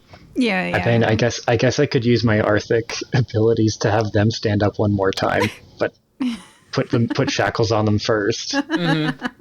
So they don't die. Yeah. Yeah, exactly. Yeah. Yeah, I'll Yeah, say they're- that, like, you know what, you guys probably have, like, you guys have experience with healing. I'm not going to make you roll for it since it's end of session. So, yeah, you guys just stabilize them and make sure that they can't get away and stuff. All right. You interrogating any one of them? Or, like, Velda? Or anything? We're just taking them in? I think we're gonna interrogate them, right? At least find out a little bit more. I mean, Yeah, I'm kind who's of one way- Feldic? yeah. I don't understand magic, so me asking about magic. How did you make the rat talk? Okay, magic. Whoa. I get it. Well, who was Feldic? Like, that's what Snowy mentioned first, right? Felda was the Was the- half-orc. Yeah, the master. Oh, that was- I misheard it. I heard it as like Feldic, not Velda. Velda. So I was like, a different person altogether. Yeah. Oh, well, my curiosity's been sated then. Yeah. Yeah, well, I mean, when she wakes up, she immediately, like, looks up and is just like, where, did he get away? Did Chico get away? Is he here? Where is he? Who? Oh, she kind of, like, is embarrassed. She was not supposed to say that. Well, like, the person who was running this, Chico, he was running this whole thing. Oh, the guy that got away. Gotcha. Oh, he got away. Okay, good. She seems relieved. Oh, yeah. Oh, shoot. I wonder if it was one that got away. Chico Rendikara. Nobody notices, but I'm standing there petting Slushy. Yes. I like it. Nice. I just think that Slushy's eyes point in different directions. Yeah. Independently controlled. Yeah, it just... tongue's always out a little bit. Okay. Yeah, Yeah, I think that's good. yeah, she's not going to talk much, but she will say that, like, if you ask her about the rats, she'll say, "Oh, that was my familiar." Like, yeah, it was her familiar. But then, as soon as it didn't come back during a specified time, she basically, like, ended the connection and then got another one because she assumed it had died or something like that. So that's what that person was picking up. He was picking up another rat. It's like, Abandoned. oh, this one didn't come back yet. Slushy It was is snowy, too. Slushy too. Yep, Slushy was snowy too. It's gonna be snowy too. Oh, no. Well, now you're estranged, so... Yeah, and, like, the rat, she had sent it to do, like, recon, basically, like, just, I guess, make sure that everything's going good or, like, look for other scam opportunities, but Nusi intercepted it along the way. So, yeah. And as you guys could have guessed, this was one of the jobs, funnily enough. If you guys would have looked at the board, you'd have seen one of them has, like, mustard stains, sauerkraut juice, like, stuff like that. Like, it was obviously, like, written very quickly by someone. The other one was, like, retrieve a stolen item, which was a completely different adventure, but also would have involved Swansea. Like, this would have been, like, kind of like a parallel alternate universe kind of thing. Yeah, I think that you adventure might have leveled up into GMing companion episodes. You've got enough plot for 2 groups of people. Yeah, good That's awesome. job. Yeah. Yeah, but yeah, there were, like, several things. And then the third thing was, like, the competitors for $1. There was something going with them. Oh, okay. So yeah, because What- you guys spoke with the rat, and I was like, okay, I made this rat too much of a thing to not just be a random pet. Because at first it was just like, Yeah. oh, this is Nusi's pet that she found. But then I was like, you know what? Let's make this into, like, a plot point. So it's going to be a familiar. Yeah. That's very much an adventuring Carter thing. It's like, what's with this chair? Yeah. You Hyperfixation. described like it too that. well. Yeah. Velda was not It's a going to appear mimic. in this iteration, like this Deli one initially. I like that but I was you like, you know were what? Yeah. flexible with where we wanted to take, like, to go in the story. That's nice. Yeah. But yeah, I think so. those are the alternate endings. You guys have resolved the story. That'll be it for this episode. So thank you for listening to Firebreathing's Kittens podcast. And hopefully you enjoyed the Shepherd's game mechanics. If you do, then give them a try. Joining us today were Barten 4, Thank y'all for listening. It was fun. Graveyard Shift, Thank you for coming, everybody. and Pamela. As we went into the Deli of the Beast, a rat market, we emerged, and I snatched that rat, and we got flowers for Snowy. All right. Bye. Bye. Bye. Bye-bye.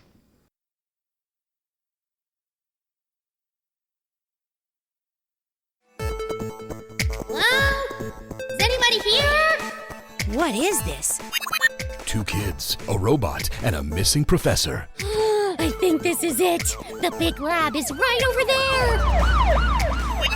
My home. Sometimes it's hard to believe you're a robot.